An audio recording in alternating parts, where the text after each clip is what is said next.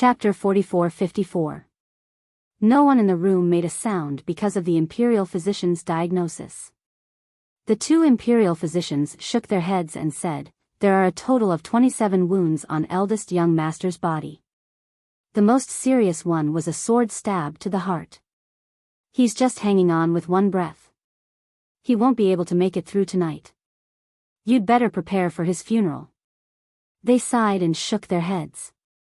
Just as they were about to walk out, one of the imperial physician's legs was hugged by eldest madam, who had fallen to the side.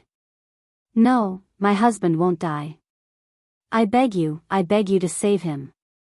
He won't die. He won't abandon us. I beg you, please save him." Eldest madam cried and begged, refusing to let them go. In her opinion, if they left as well, then no one would be able to save her husband.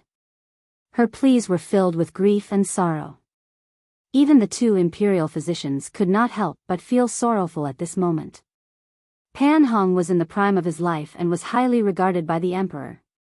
Now that he was in this state, it really made people sigh.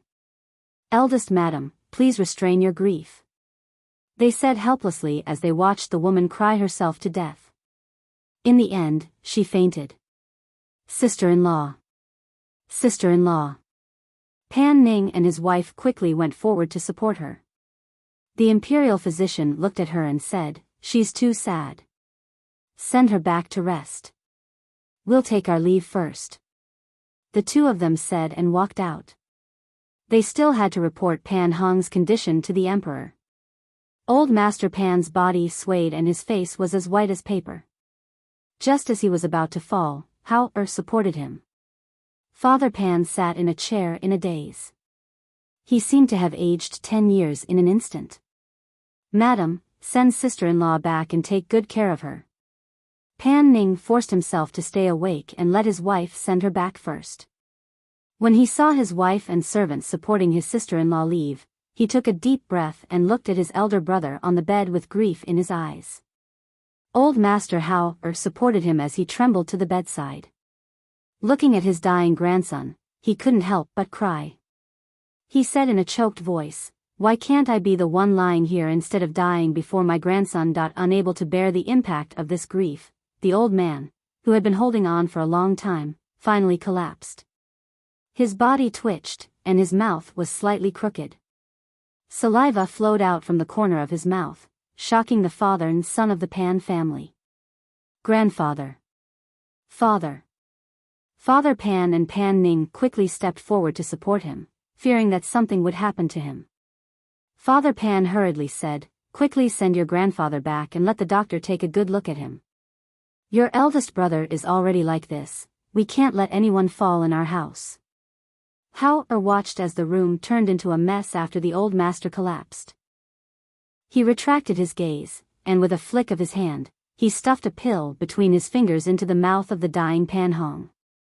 He moved so quickly that no one noticed that he had stuffed a pill into Pan Hong's mouth.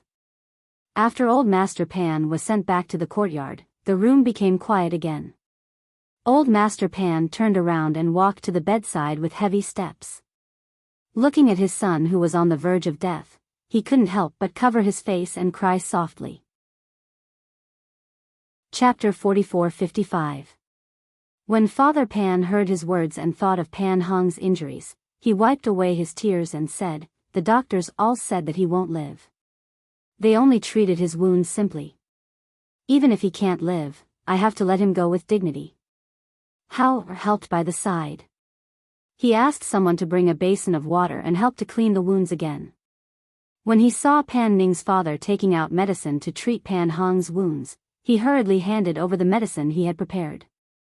"Grandpa Pan, use this medicine of mine. It's very good for external injuries," Hao said as he handed the medicine bottle to him. Father Pan glanced at him and nodded. He didn't say anything else as he carefully applied medicine on Pan Hong's wounds and bandaged them up. Hao frowned slightly as he looked at the broken tendons on his feet. He could take out healing pills for him to consume, and he could also take out medicine to treat his external injuries. However, there was nothing he could do to help with his broken hamstring. If his mother was here, he thought that there would be a way. Unfortunately, he didn't know where his parents were. Father. Pan Ning walked in and saw his father sitting by the bed with a sorrowful face and Hao standing at the side. His footsteps paused for a moment before he walked in. Father, let me guard big brother here. He was really worried that he wouldn't be able to withstand the impact and collapse. No, I want to guard here. Pan Ning's father shook his head, unwilling to leave. Seeing this, Pan Ning sighed softly and said to Hao, you go back first. Hao responded. He glanced at Pan Hong on the bed before turning around and walking out. Hao didn't return to the courtyard directly. Instead, he went to Bowen and the others. When he entered the courtyard, he saw Mu Chen and Mu Yu sitting around the stone table with Bowen, Bo Qing and Shua 17 was standing at the side. Big brother. Yu saw him and hurriedly ran to his side. She looked up at him worriedly and asked, Big brother, how is Uncle Hong? Is he better? Hao looked at his sister beside him and couldn't help but reveal a doting smile. He reached out and patted her little head. Don't worry, Uncle Hong will be fine. He's just too tired and slept for a while. Hearing this, the eyes of Yu shone, and she happily smiled. That's good, like this big brother Bowen and big sister Shua won't be without a father. Hearing Hao's words, 17 sighed in her heart. They were still young and did not understand how serious the injury was. His brother, who was also a secret guard, told him that even the imperial physician had come and said that the eldest young master was beyond saving. Furthermore, he would not be able to survive the night. Big brother Bowen, big sister Shua you don't need to worry. My big brother said that Uncle Hong will be fine, he is just tired, and will be fine after sleeping. Yu said while looking at them with a beaming smile. Snow's red and swollen eyes held a glimmer of hope, while Bowen lowered his head and said nothing. Because of this incident, the adults in the residence also collapsed one after another. Hao and the other two stayed here to accompany the children of the Pan family. It was only at night that Hao and the other two returned to the southern courtyard. Chapter 44-56. Yes. Hao responded and said, we are indebted to their family. There are medicines in the space that can save his life, so I secretly fed him one. Hao continued, however, the tendons in his legs were severed. I'm afraid that after he recovers, his legs will be crippled. Big brother, didn't you say that mother's medical skills are amazing? When we find father and mother in the future, won't we get mother to treat Uncle Hong? Yu blinked her beautiful eyes, her little face full of innocence. If mother was here, his injuries wouldn't be a big problem. However, mother isn't here now, so it's hard to say what will happen in the future. As Hao spoke, he saw the two of them looking at him and continued, however, it's already considered good that he's still alive. Those imperial physicians had already said that he would definitely die. Now that he's still alive, it shouldn't matter even if he can't stand up. Compared to death, at least he was still alive. In his opinion, this was already considered lucky. Great-grandfather Pan couldn't take the blow and collapsed. He probably won't be able to teach during this period of time. From tomorrow onwards, you two can study on your own. If you encounter anything you don't understand, just ask me. Hao reminded them. Yes. The two little ones nodded in response, looking very obedient. This night was difficult for the Pan family. Other than the collapsed great-grandfather and great-madam, the rest of the Pan family, including the children, were gathered in the side room. They called Bowen and Shua because they were afraid that they wouldn't be able to see their father for the last time. The two children stayed by the bed, their small hands holding their father's large hands. They didn't dare to cry or make a fuss. They just kept looking at him. In their hearts, they hoped that their father was just as Hao said. He fell asleep because he was tired. Perhaps he would wake up at dawn tomorrow. All the powers in the imperial capital had heard about what happened to the Pan family. They knew that the Pan family's eldest young master, Pan Hong, was ambushed on his way back. His injuries were so severe that even the imperial physicians said that he wouldn't live past tonight. On one hand, they were shocked that someone dared to make a move on the Pan family's eldest young master. On the other hand, they felt sorry for Pan Hong. Such an outstanding person was going to die at such a young age. It really made one sigh.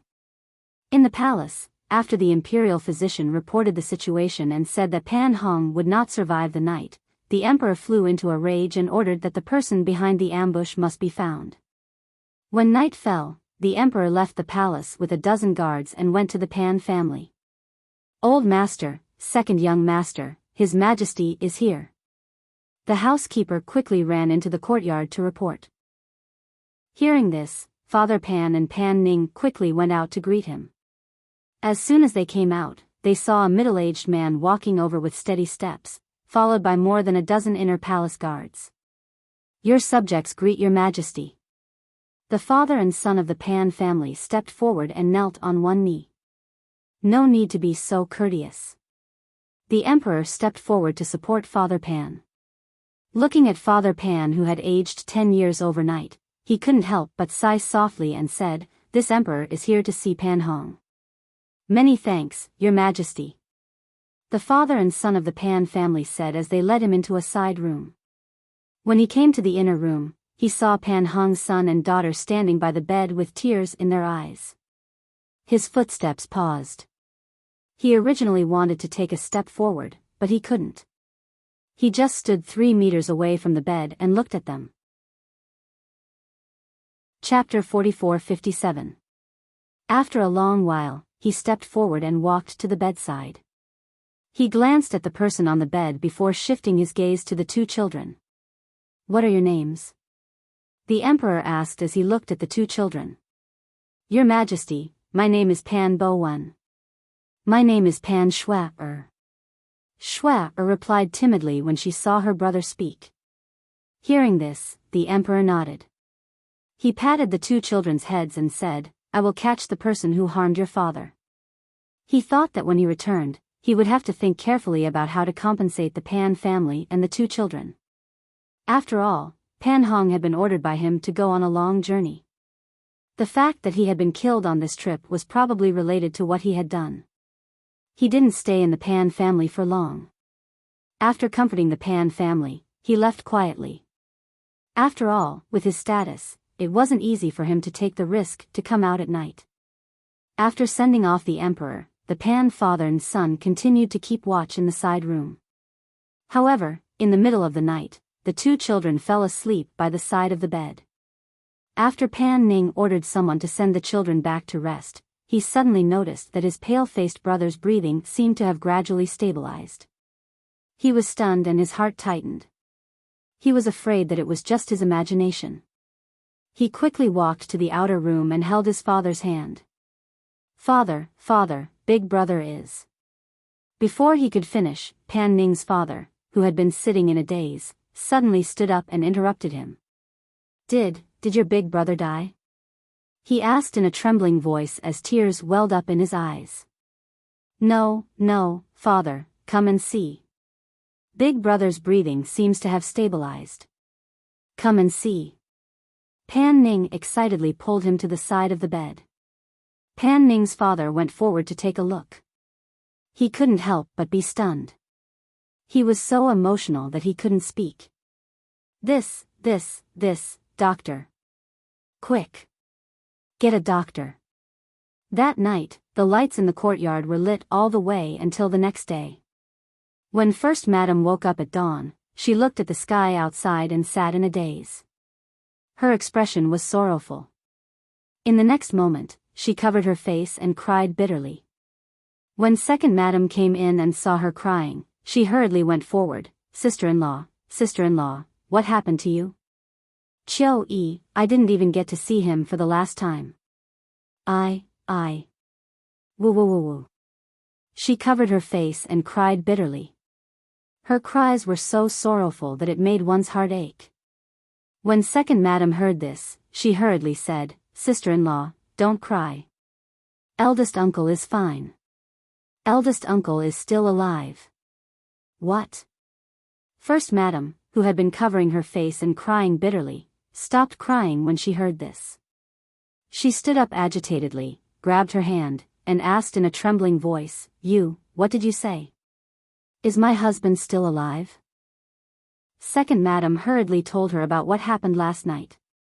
As soon as Second Madam finished speaking, she cried and laughed as she hurriedly put on her coat and ran out.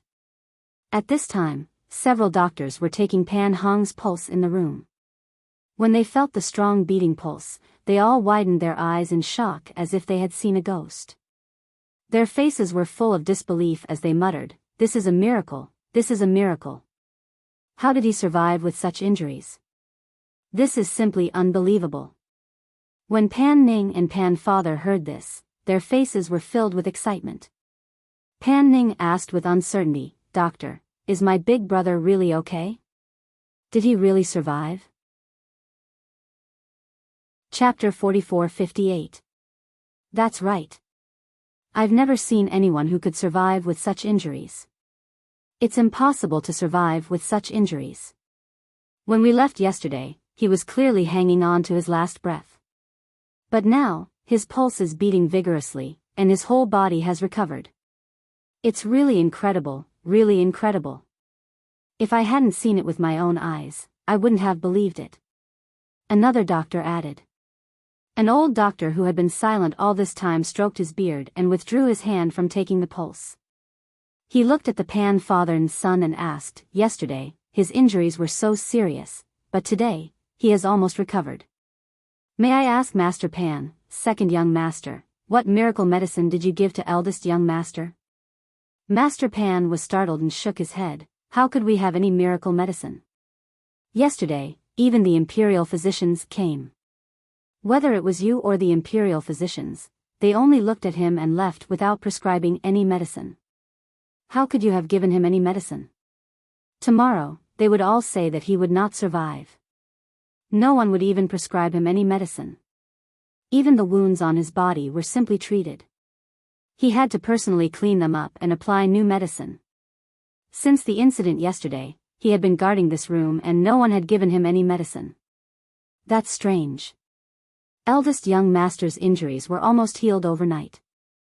This doesn't seem to be self-healing. But if there's any medicine that can cure eldest young master's injuries, this old man has never heard of it in all my years as a doctor. If there is, it can only be the legendary elixir of the gods." He seemed to be muttering to himself. Unexpectedly, when Pan Ning heard this, his heart trembled. His eyes narrowed as if he had thought of something. He closed his eyes and took a deep breath. When he looked up again, he sighed and said, "Yesterday, my father and I were guarding this room. If there was any miracle medicine, we wouldn't have started preparing for my brother's funeral." Hearing this, the other doctors nodded. They also knew about this. Last night, the Pan family had already started preparing for the funeral. But in the second half of the night, Pan Hong's condition gradually improved. If there is, then it's because of His Majesty's good fortune and the chi of the true dragon that my brother escaped death. When he said this, Pan Ning's face was filled with gratitude and awe. He even bowed respectfully in the direction of the imperial palace.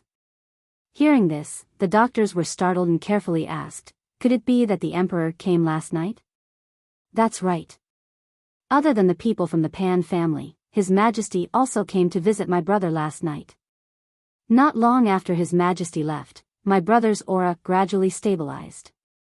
I think this must be due to His Majesty's protection," Pan Ning said excitedly. The doctors looked at each other. They were a little surprised and a little uncertain, but in the end, they all felt that maybe it was really like this. Otherwise, how could it make sense? Pan Ning said excitedly, his face full of gratitude. Even Father Pan believed him, saying repeatedly, "When Hong recovers, he must kowtow to His Majesty to thank His Majesty for his kindness." After the doctors prescribed the medicine, the servants sent the doctors away. In less than half a day, another piece of news spread outside. Pan Hong, the eldest son of the Pan family, who was originally said by the doctors and imperial physicians to be unable to live past last night, actually survived. As the news spread, the legend of His Majesty's visit to the Pan family last night and the chi of the true dragon that saved the eldest son of the Pan family from death's door also spread. Chapter 44-59. So you're saying that Pan Hong survived? The emperor looked at the people below and asked. Your Majesty, it is said that he survived. The doctors in the city have seen him and his pulse has stabilized. However, I heard that the tendons in his legs were severed. Even if he survives, I'm afraid he won't be able to stand up again. Hearing this, the emperor was silent for a moment, then said, have the imperial physician go to the Pan family again. No matter what, his injuries must be treated. Yes, sir. The person below responded, bowed, and then left. After a while, the emperor looked at the old man hidden in the shadows and asked, what do you think is going on? Last night when I went to see Pan Hong, I clearly saw that his breathing was very weak and that he would not survive. Why did I hear that he survived today? The old man walked out from the shadows and clasped his hands in front of him. He slightly leaned forward and respectfully said, the doctors in the city and the imperial physician in the palace all made the same diagnosis. Moreover, the injury to his lungs is not something that can be cured by ordinary medicine. Now that Pan Hong has survived, it is clear that after your Majesty left, he must have taken some life-saving medicine. Medicine? The emperor was slightly startled. He looked at him and asked hesitantly, in this world, does medicine really exist? The emperor did not believe the rumors that were spread outside about him being protected by the true dragon and son of heaven. Last night, he only went to take a look. Even if there was a true dragon and son of heaven protecting him, it could not have reached Pan Hong. The old man's eyes moved slightly as if he remembered something. He slowly said, in this world, there are immortals, so naturally there are medicine. However, if not for a great opportunity, even if an immortal appeared in front of us, we would not be able to recognize their true form. Oh. Hearing this, the emperor was immediately interested and asked, could it be that you have seen it before? Are those immortals as powerful as the legends say? Can they fly in the sky, burrow into the ground, move mountains and overturn seas? The old man smiled and said, I don't dare to hide it from your Majesty. When I was 4 or 5 years old, I once saw a white-robed immortal flying on a sword. That immortal's grace is still vivid in my mind. There really are immortals in this world? His Majesty's eyes widened, unable to hide his excitement. Where did you meet them? Why have I never heard you mention it? No one knew how excited and expectant the emperor was on this day. It was the first time he had heard about immortals, and the people he trusted had personally confirmed the existence of immortals in this world. His heart couldn't help but jump. Immortals. That was an existence that even the emperor couldn't compare to. Even though he was the emperor and was in charge of a dynasty, his lifespan was only 100 years. In fact, he might not even be able to live to 100 years old. After all, it was already rare for ordinary people to live to 60 or 70 years old, and it was even rarer to live to 100 years old.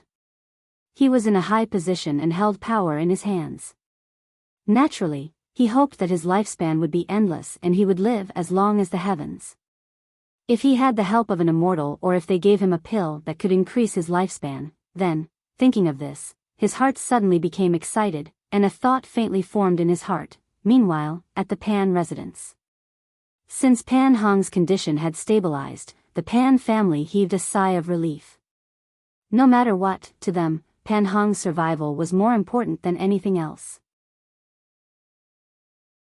Chapter 44-60. He knew that his elder brother could survive this time because of how, those 3 children were not ordinary children. Even if they did not say anything, he could guess. After all, a person who had been sentenced to death by the doctor and the imperial physician, who said that he could not be saved, survived overnight. Moreover, his internal injuries were almost healed. Others did not know what was going on, but he knew. He just did not expect that the 3 children were so capable, and even more did not expect that they would be willing to risk being discovered to save his elder brother. He was grateful, but at this time, he was conflicted. Should he go and thank the 3 children? If he did not go, he would always feel that he owed them a big thank you. If he went, he remembered that how did not tell him. It was obvious that he did not want him to know. If he went, wouldn't he? He hesitated between going and not going, but he could not tell others. He could not help but sigh softly. Forget it. Since they did not want him to know, he would pretend not to know.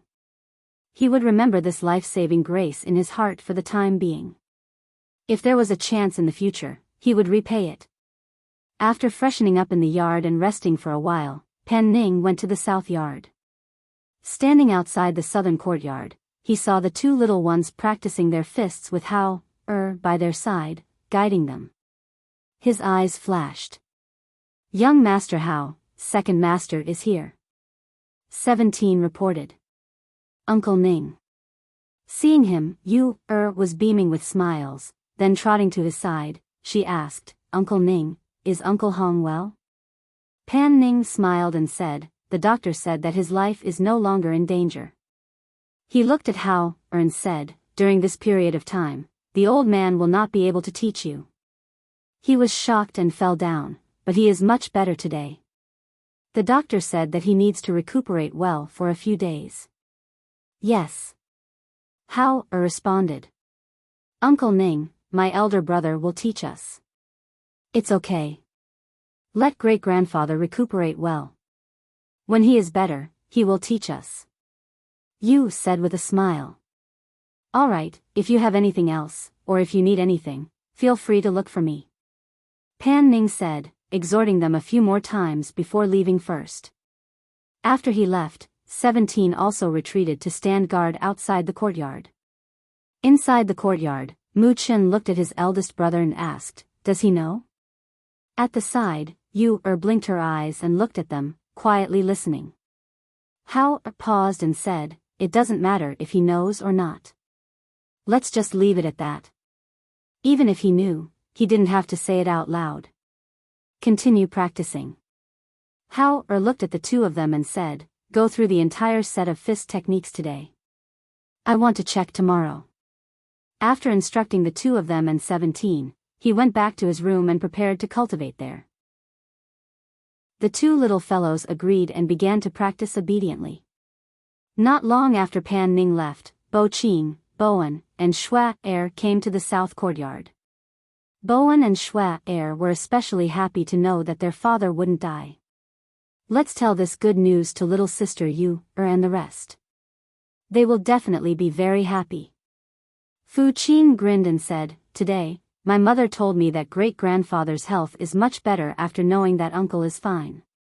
The 3 of them talked as they walked to the south courtyard. Just as they were about to enter, they were stopped by 17. Chapter 44-61. Why? We have good news to tell them, Bo Qing said as he poked his head in, wanting to take a look, but was not allowed to take half a step forward. Hao and the other 2 had been staying with the Pan family for a few months, so Bowen also knew the rules of the south courtyard, so he said, in that case, we won't go in. We'll come back later. But since we're already here, are we just going to leave like this? Bo Qing rolled his eyes and suddenly shouted loudly, Sister Yu, we're here to find you, but 17 won't let us in. Come out quickly. The 2 little guys who were practicing boxing heard the voice and looked at each other. Yu said, brother, it's brother Bo Qing and the others. Mu Chen paused for a moment, thinking that his big brother was cultivating in the room and shouting like that was not a solution, so he said, let's go out and take a look, don't let him disturb big brother. Okay. Yu nodded and followed him out of the courtyard. Because their parents were not by their side, they had to do a lot of things by themselves. Coupled with their big brother's guidance, although the 2 were young, they were not as naughty and playful as other children.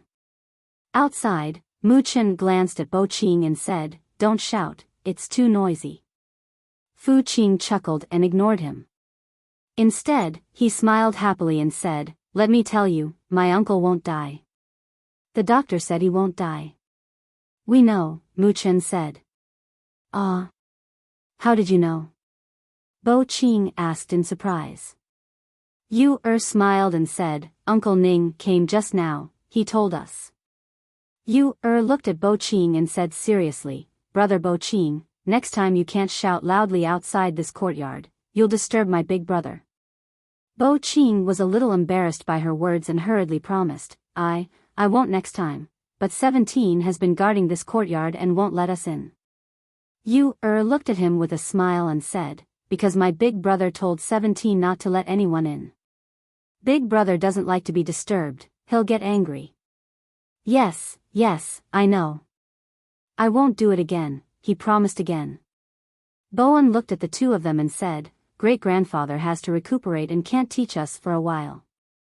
Do you want to study with us? No need, we'll just study in the south courtyard, Mu Chen said. All right, then we'll head back first. Bowen said as he led Cher away. Younger sister Yu, I'll come and find you again tomorrow. Shua turned around and waved her hand before leaving with her brother. Then I'll be leaving too, Fu Qing said as she skipped away. After watching them leave, Mu Chen said, Sister, let's go back. As he spoke, he took her hand and walked towards the courtyard. They were different from them. They had to cultivate well and work hard. Only then could they find the way back and find their parents. Yu agreed, then obediently returned back to continue her training. Chapter 44-62. Their days in the Pan family passed day by day. During these days, Hao and the other two still cultivated on their own. During this time, the three of them went to see Pan Hong a few times and watched as his body recovered day by day. However, he could no longer stand up on his feet. On this day, Pan Ning came back from outside and went directly to the southern courtyard to find Hao and the other two. Today, I learned that the emperor issued an imperial edict to search for the traces of immortals. Now the imperial edict has been sent to various cities and towns. I heard that it was because an old man beside the emperor saw an immortal flying on a sword when he was young, so he had the idea of searching for immortals. As Pan Ning spoke, he looked at the calm faces of the three children. He paused for a moment and said, There is one more thing. The emperor summoned me today and specifically asked if my brother had been given any immortal medicine. When he saw the three children looking at him, he hurriedly said, I told him that no immortal medicine was used. However, I feel that he is a little suspicious. He thinks that there must be some inside story for my brother to survive such a serious injury. However, Hao didn't say anything about this. He only asked, he issued an imperial edict to search for immortals. Can it match the traces of cultivators? Pan Ning shook his head and said, This is hard to say. After all, if immortals don't display immortal techniques, they look no different from ordinary people. People like us can't tell whether they are immortals or not. Yes, are you sure you can't tell? Hao nodded and agreed. After all, if they weren't immortal cultivators, they naturally couldn't sense the spiritual aura of immortal cultivators. But don't worry. If there is news, I will inform you immediately. Pan Ning looked at the three of them and said, Thank you, Uncle Ning. Yu thanked him with a smile. Pan Ning smiled. You are welcome.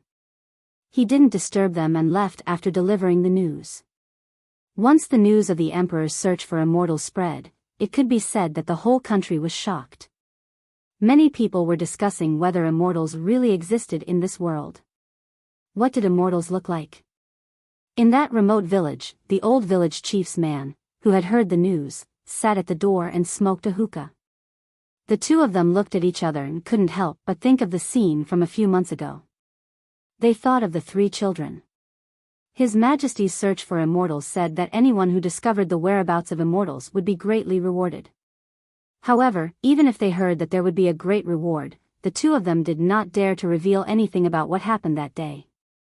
That was an immortal, and an immortal who had saved them.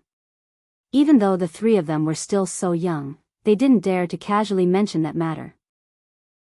They were fortunate enough to meet an immortal in this lifetime, so this matter could only rot in their stomachs, never to be spoken of. As the days passed, some people became greedy and said that they had seen traces of immortals in the deep mountains and old forests. However, the emperor sent people to find traces of immortals. After finding out that there were people who were greedy, he immediately ordered them to be killed. For a time, those people who wanted to gamble with greed all stopped thinking about it. In the blink of an eye, a year passed.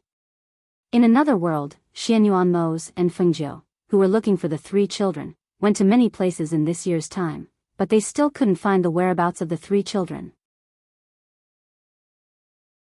Chapter 44-63. Hearing her murmur, Xianyuan Mose followed her gaze. When his deep gaze fell on the little girl, there was a trace of absent-mindedness in his expression. It had been more than a year and the 2 children were almost 4 years old. He gathered his thoughts and hugged Fengjiu beside him, saying, "We've searched many regions and towns in this year and 4 months. Perhaps the children aren't far from us. The 2 little ones are almost 4 years old and Hao is almost 10 years old. I just don't know how they've changed these days. How much taller have they grown? Has their cultivation improved? Have they thought of us?" Fengjiu said softly. There was an indescribable sense of loss in her heart. "Let's find an inn to rest first. I'll go around the city and ask around to see if there's any news about them here," Xianyuan Mose said as he held her hand and walked towards the inn in front of them. Arriving at the inn, the 2 people who had booked a room were about to go upstairs when a surprised voice suddenly sounded. "Fengjiu." Hearing the voice, Xianyuan Mose and Fengjiu both stopped and looked back. With this look, their eyes couldn't help but flicker slightly. "Murongishwan? Why are you here?" Fengjiu asked as she looked at the man who was sitting at the table in the corner drinking wine. That man was her former fiancé, Murongishwan, whom she hadn't seen for a long time and had even almost forgotten in her memory. Murong Yixuan was wearing a cyan-colored robe and his hair was loosely draped over his shoulders, covering half of his outstanding appearance. He had a beard on his chin which made him look less like an elegant immortal and more like a casual and unrestrained person. Compared to a few years ago, he had changed a lot. If he hadn't called out to Fengjiu, they probably wouldn't have noticed him in the corner. Murong Yixuan walked over. After his gaze swept past Xianyuan Mose, it landed on Fengjiu. Looking at that face that still hadn't changed, his eyes flashed and he smiled. "I didn't expect to meet you here. Why don't we sit down and have a drink?" Fengjiu looked at Xianyuan Mose. Xianyuan Mose nodded and sat down with her at a table in the corner. After Murong Yixuan saw the 2 of them sit down, he also sat down and poured a cup of wine for each of them. Only then did he say, "I came here because I was traveling around. After all, people like me don't have a fixed residence. It's not bad to wander around and see more of the local customs." He smiled and took a sip of wine. He looked at the 2 of them and asked, "What about you 2? Why would you come to such a place?" Xianyuan Mose raised his glass and drank without saying a word. Fengjiu paused for a moment and said, "We came out to look for the child." "Look for the child?" Murong Yixuan, who was drinking, was slightly startled. He looked at her and asked, "What do you mean?" "Our child is missing, so we came out to look for him," Fengjiu said slowly. Before he asked, she said, "When we were fighting with the Devil Master used the blood curse ancient array to send them away. We don't know where they are, so we came out to look for them and see if we can find them." Murong Yixuan paused for a moment and said, "I've been wandering outside for too long and haven't been back for a long time. I don't know what happened over there. Why don't you tell me? How is the Devil Master now? Has the ancient Black Lotus been destroyed?" There wasn't anything that couldn't be said, so Fengjiu told him everything. Chapter 44-64. Seeing that the matter had been explained and the wine had been drunk, Xianyuan Mose stood up and said, "Jiu, go and rest for a while." "All right." Fengjiu stood up and said to Murong Yixian, "We'll go and rest first." Murong Yixian also stood up and responded. After watching them go upstairs, he continued to sit down and drink. He didn't expect to meet Xianyuanmo's and Fengjiu here. He also didn't expect that so many things would happen after he left that familiar place to travel. Was the child missing? As he drank, he thought about it. He had been traveling around for the past few years. He couldn't go to some of the other powerful heaven realms with his strength, but he could come and go as he pleased in some of the smaller heaven realms. A thought arose in his mind. He finished the wine in his cup, paid the bill, and got up to leave. In the room on the second floor, Fengjiu took off his coat and rubbed his neck. He walked to the table and sat down, saying, "This Murong Yixian has changed a lot in the past few years. If I didn't see it with my own eyes, I wouldn't have dared to connect him with that person in the past." Xianyuanmo's poured a cup of water for him and said, "Don't pay too much attention to irrelevant people. You should rest first. I've asked the waiter to prepare hot water. Take a hot bath and then go to sleep. You still want to go out?" Fengjiu looked at him and asked. "I'm going to walk around the city. I'll also take a trip to the city lord's residence." The world was so big that they couldn't search every place. Even if they were in a town, they couldn't search every house. So, every time they arrived at a place, they would walk around and greet the local city lord or other forces, asking them to pay more attention. "It's getting late. Why don't you rest for a while? We'll go out tomorrow," Fengjiu said. He didn't want him to be too tired. There was no one else by his side. He did a lot of things by himself. However, this way, he would be more tired physically and mentally. "It's okay. You rest first. I'll be back soon." "It won't be long," Xianyuanmo said. Then, he heard the sound of the waiter knocking on the door. "Guest, here's the water. Come in," Xianyuanmo said. The waiter came in with the water and placed the bath water in the corner of the washroom. After filling the basin with water, he left. "The water is ready. You go take a bath and relax. I'll be back in a while." Xianyuanmo's motioned for her to take a bath first. "All right, don't be gone for too long," Fengjiu said softly. After sending him out of the room, he locked the door and turned to take a bath in the inner room. Xianyuanmo's walked around the city alone. He didn't sense any familiar aura here. After all, the child had something they gave her. Even if the connection was cut off, as long as they were within a certain distance, he could still sense their presence. After asking for directions to the city lord's residence, he was about to go there when he saw Murong Yixian, whom he had met not long ago, trapped in a corner in an alley. Chapter 44-65. Ghost cultivators who could cultivate a physical body and dared to appear in the day were naturally powerful. However, he didn't know why there were so many ghost cultivators in this place. Moreover, it looked like they were here specifically for Murong Yixian. He watched from the shadows for a while. The boundary formed by Yin Qi blocked the aura of the battle inside. Even though the alley was only about 10 meters away from the main street, the people outside the main street didn't know what was happening in the alley. Seeing that Murong Yixian was dealing with more than 10 ghost cultivators alone, he didn't help him but watched as a bystander. After all, Murong Yixian wasn't weak. Although more than 10 ghost cultivators were powerful, they wouldn't be able to take his life. After about the time it took for a stick of incense to burn, the boundary formed by Yin Qi broke apart with the death of more than 10 ghost cultivators. Murong Yixian, whose robes were cut with several wounds, walked out. As if he sensed something, he looked in a certain direction. However, he didn't see anything. He paused for a moment, then turned around and left. After he left, Xianyuanmo's walked out from the shadows. After watching him leave, he also headed in the direction of the city lord's residence. In the evening, when Xianyuanmo's returned to the inn, Fengjiu had already fallen asleep. However, he opened his eyes when he heard the sound of his return. "You're back." Fengjiu asked. His voice carried a hint of sleepiness. I'm back. Xianyuan Mose responded and said, I went out for a walk today and found that this small place isn't very peaceful. Oh. What happened? Fengjiu asked as he sat up from the bed. I saw more than 10 ghost cultivators who dared to appear in the day. They weren't weak. However, they were all killed by Murong Yishuan in the end.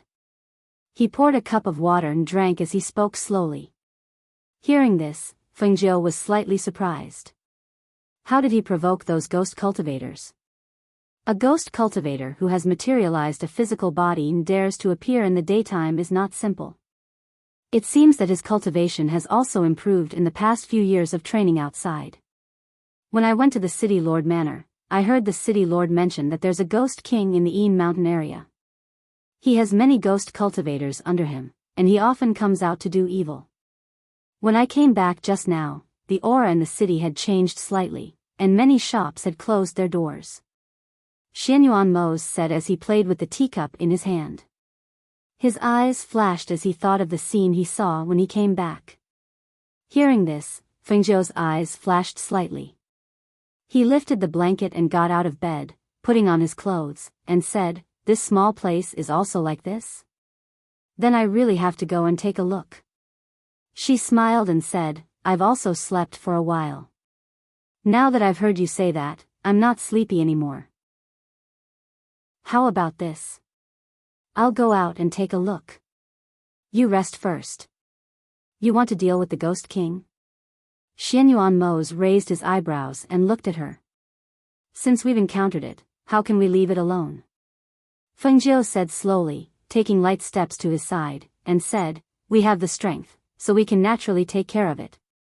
If we don't, wouldn't we be allowing the Ghost King to harm the people? Actually, she was thinking that whether it was the ghost cultivators or the Ghost King, leaving them alive would be a great disaster. If she didn't eliminate this threat, if one day, her children came to this place, with their innate spiritual bodies, wouldn't they be targeted by the Ghost King and the ghost cultivators? Chapter 44-66. I'll go with you. As Xianyuan Mose spoke, he smirked and said, I knew it. If you knew, you would definitely go. Even if she didn't say it, he could vaguely guess what she was thinking. Seeing this, Fengjiu smiled and didn't say anything more. He just replied softly, Okay. When night fell, the two were ready to leave the inn. The waiter of the inn saw that they were going out and reminded them, Sir, all the houses in the city close early to rest at night.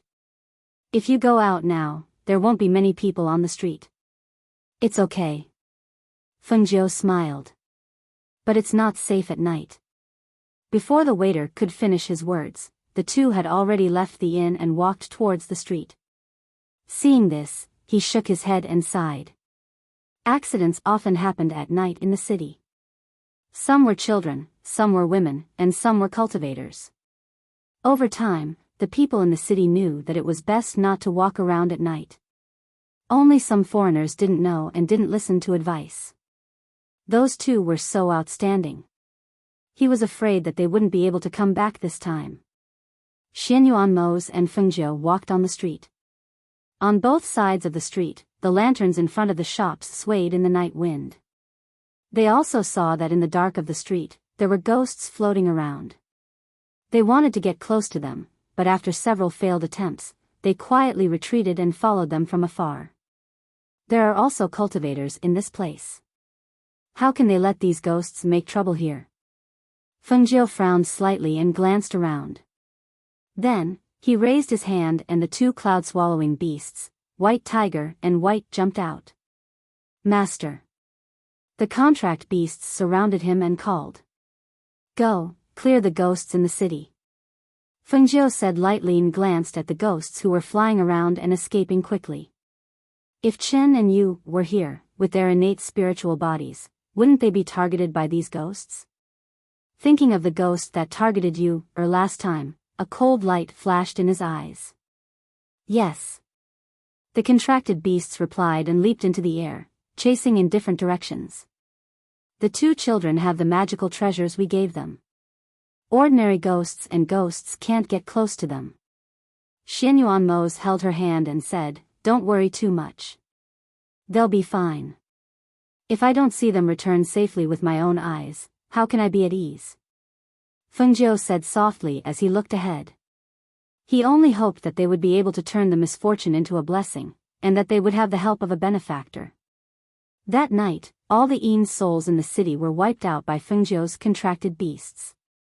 That night, the Ghost King, who had occupied the mountain, was annihilated by Xianyuan Mose and Fengjiu.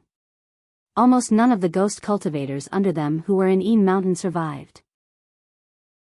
After wiping out the Ghost King and the ghost cultivators in Een Mountain, Fengjiu burned Een Mountain for 3 full days with heaven fire.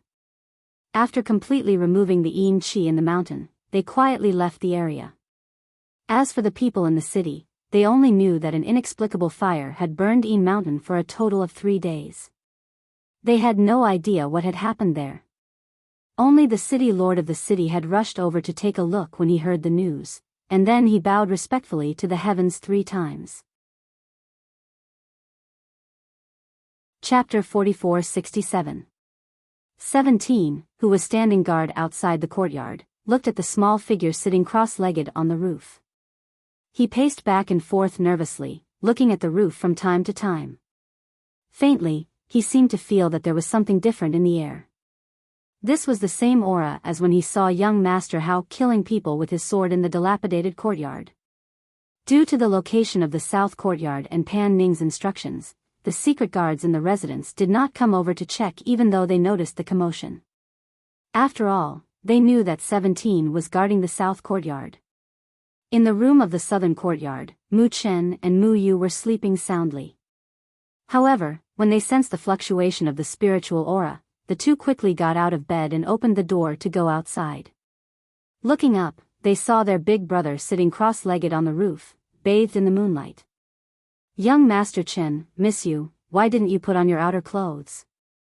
17 saw them and quickly went into the room to help them put on their outer clothes. "It's okay, it's not cold." Yu smiled and looked up at the roof. "Brother, is elder brother about to break through?" "I'm not sure." Mu Chen shook his head and looked up nervously. On the roof, Hao only felt a crack coming from a certain part of his body, as if something had split open. In an instant, the sealed spiritual aura gushed out and went to his dantian. Sweat seeped out of his forehead. In his mind, scenes appeared as his body broke through. The past that he could not remember, the blurry things, finally became clear at this moment. Just as his spiritual aura surged, a ray of light flashed from his body and leaped into the air. A wolf howl soared into the sky. The sound echoed in the night and spread throughout the imperial city. Hiss. "Wolf, wolf." 17 was shocked and her eyes widened. She did not expect that a huge snow-white silver wolf would jump out of young Master Hao's body. How did he do it? How could there be a wolf living in his body? The moment the wolf howled, Hao suddenly opened his eyes. Light flashed in his eyes and he regained his usual vigor. At this moment, his spiritual energy and aura had returned to normal. The aura that radiated from this little boy who was not even 10 years old was very intimidating.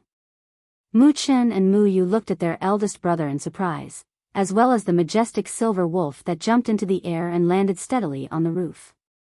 Their eyes were full of surprise. Hao raised his hand and stroked the silver wolf beside him. A faint smile appeared on his cold little face. "You're finally out, Master." Silver Wolf called out and lowered its head slightly to look at Mu Chen and Mu Yu below. When it saw the two of them, Wolf Yin's gaze softened a little. They were the 2 children of the master it had once wanted to follow. Ever since the battle with the Devil Master, it had fallen into a deep slumber. Now that it had woken up and saw them together, it was relieved. Hao gently jumped down from the roof. The silver wolf followed suit and landed steadily beside him. Chapter 44-68. Young Master Hao, don't worry. I understand. He quickly bowed and said. You may leave. Hao said, reaching out to lead Mu Chen and Mu Yu back to the room, followed by the silver wolf. After watching them enter the room, 17 couldn't help but wipe away the cold sweat on his forehead. He took a deep breath and turned to leave. After a while, 2 shadow guards came in.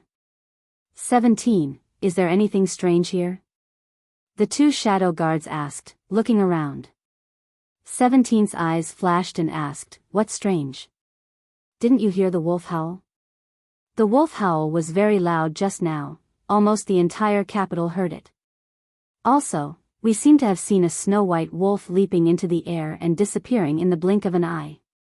No, I didn't see it, but I did hear a wolf howl. Maybe it came from outside. 17 quickly said. Then you guard the southern courtyard well. We'll go check out other places. It's not normal for a wolf howl to appear in the middle of the night. The 2 shadow guards said and quickly left. In the Pan household, Old Master Pan and Old Master Pan got up in the middle of the night. They put on their coats and went out the door, looking at the night sky with confusion and surprise. Because they also heard the wolf howl. How could there be a wolf howl in the capital, under the imperial city? This was too strange. When Pan Hong heard the wolf howl, he called for someone to inquire about it. After learning about the situation, he leaned against the head of the bed, looking thoughtful. Pan Ning's heart jumped when he heard the wolf howl. He put on his coat and went out the door, calling for the shadow guards to inquire about it. He stood in the courtyard and looked at the night sky, his eyes moving slightly. In the capital, under the imperial city, the wolf howl spread to almost every corner. Inexplicably, his heart skipped a beat and he vaguely thought of something. He raised his foot and wanted to take a step, but in the end, he didn't put it down. That night, it wasn't just the Pan family who heard the wolf howls. The emperor in the imperial palace, as well as the various aristocratic families in the imperial capital, were all astonished. No one could understand why there would be a wolf howl right under the feet of the emperor, which was usually heard deep in the mountains and forests. Compared to everyone's surprise and contemplation. That night, Hao, Mu Chen, and Mu Yu chatted in the room for the whole night. The lights in the room were also on all night. It was not until dawn that Hao, returned to the room, and Mu Chen and Mu Yu went to sleep. They slept until noon before waking up. Fu Qing, who had been waiting outside the courtyard for the whole morning, with both hands under his chin. From time to time, he looked at the quiet courtyard, and then at 17, who was guarding outside the courtyard, and asked, 17, did they sleep last night? Why are they sleeping so late? Usually, they would be awake at this time. I don't know. 17 said and shook her head. Teat. Why are you guys here? Fu Qing turned around and looked at them in surprise. You guys didn't go to class today? Great-grandfather told us to practice writing and memorize books by ourselves.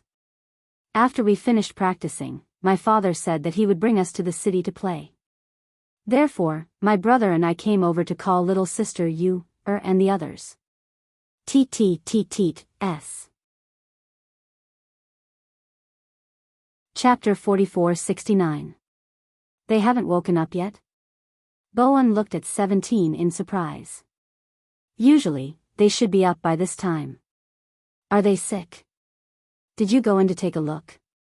17 hurriedly said, no, they slept late last night. Fu Qing heard this and pouted unhappily. He stood up and put his hands on his waist. 17, when I asked you just now, why did you say you didn't know? This point 17 sighed softly and said, young Master Hao told me not to disturb them before they wake up, so. He had been by their side for more than a year and understood their living habits. Fu Qing was more mischievous, so he didn't plan to tell him much. Fu Qing snorted. You're bullying me because I'm young. I'm going to tell my father. Fu Qing, they haven't woken up yet. It looks like we can't go. Do you want to come with us to play? Bowen asked and looked at Fu Qing beside him. Yes, I'll go with you. When he heard that they were going to play, he immediately smiled. I'll go memorize when I get back. Otherwise, if I can't memorize it tomorrow, great-grandfather will hit me. Half a year ago, Mu Chen and Mu Yu stopped reading and writing with them because they could always memorize their books after just one look. They learned things quickly and their great-grandfather praised them for being smart. They didn't need to learn how to read and write anymore. He didn't go to school to study. And the other two didn't go out to play either. They stayed in the courtyard all day and didn't know what they were doing. They also rarely went out. If he didn't come to play with them, they wouldn't have gone to play with them. Brother Bowen, Brother Fu Qing, Sister Shui, why are you here? Shui, was wearing a pink dress as she skipped out of the room, followed by Mu Chen, who was wearing a white robe. You're awake? Fu Qing saw them and happily ran forward. Mu Chen, my father wants to take us out to play. Do you want to go together? Bowen asked as he looked at the two little guys. Yu looked at her brother and asked, Brother, are we going? Her little face was full of anticipation.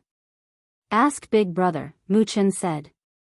Just after he spoke, Yu ran to the door of her big brother's room and shouted, Big brother, Big brother, Big brother Bowen asked us to go out and play together, should we go? The tender voice was filled with anticipation. Who was in the room, heard this and his lips curled up slightly. He put on his belt and walked out. Go.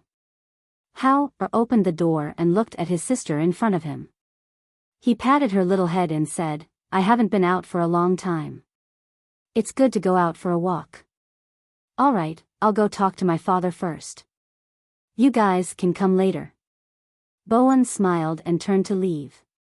17, go to the kitchen and get some pastries. Instructed as he looked at 17. Yes. 17 responded and quickly turned to leave. Let's go to the front. My father is in the front yard. Shui held Yu's hand and walked forward with a smile. Behind them, Mu Chen and Fu Qing followed, and walked at the back. In the front yard, Pan Hong sat in a wheelchair and was talking to Pan Ning while Bowen stood quietly to the side.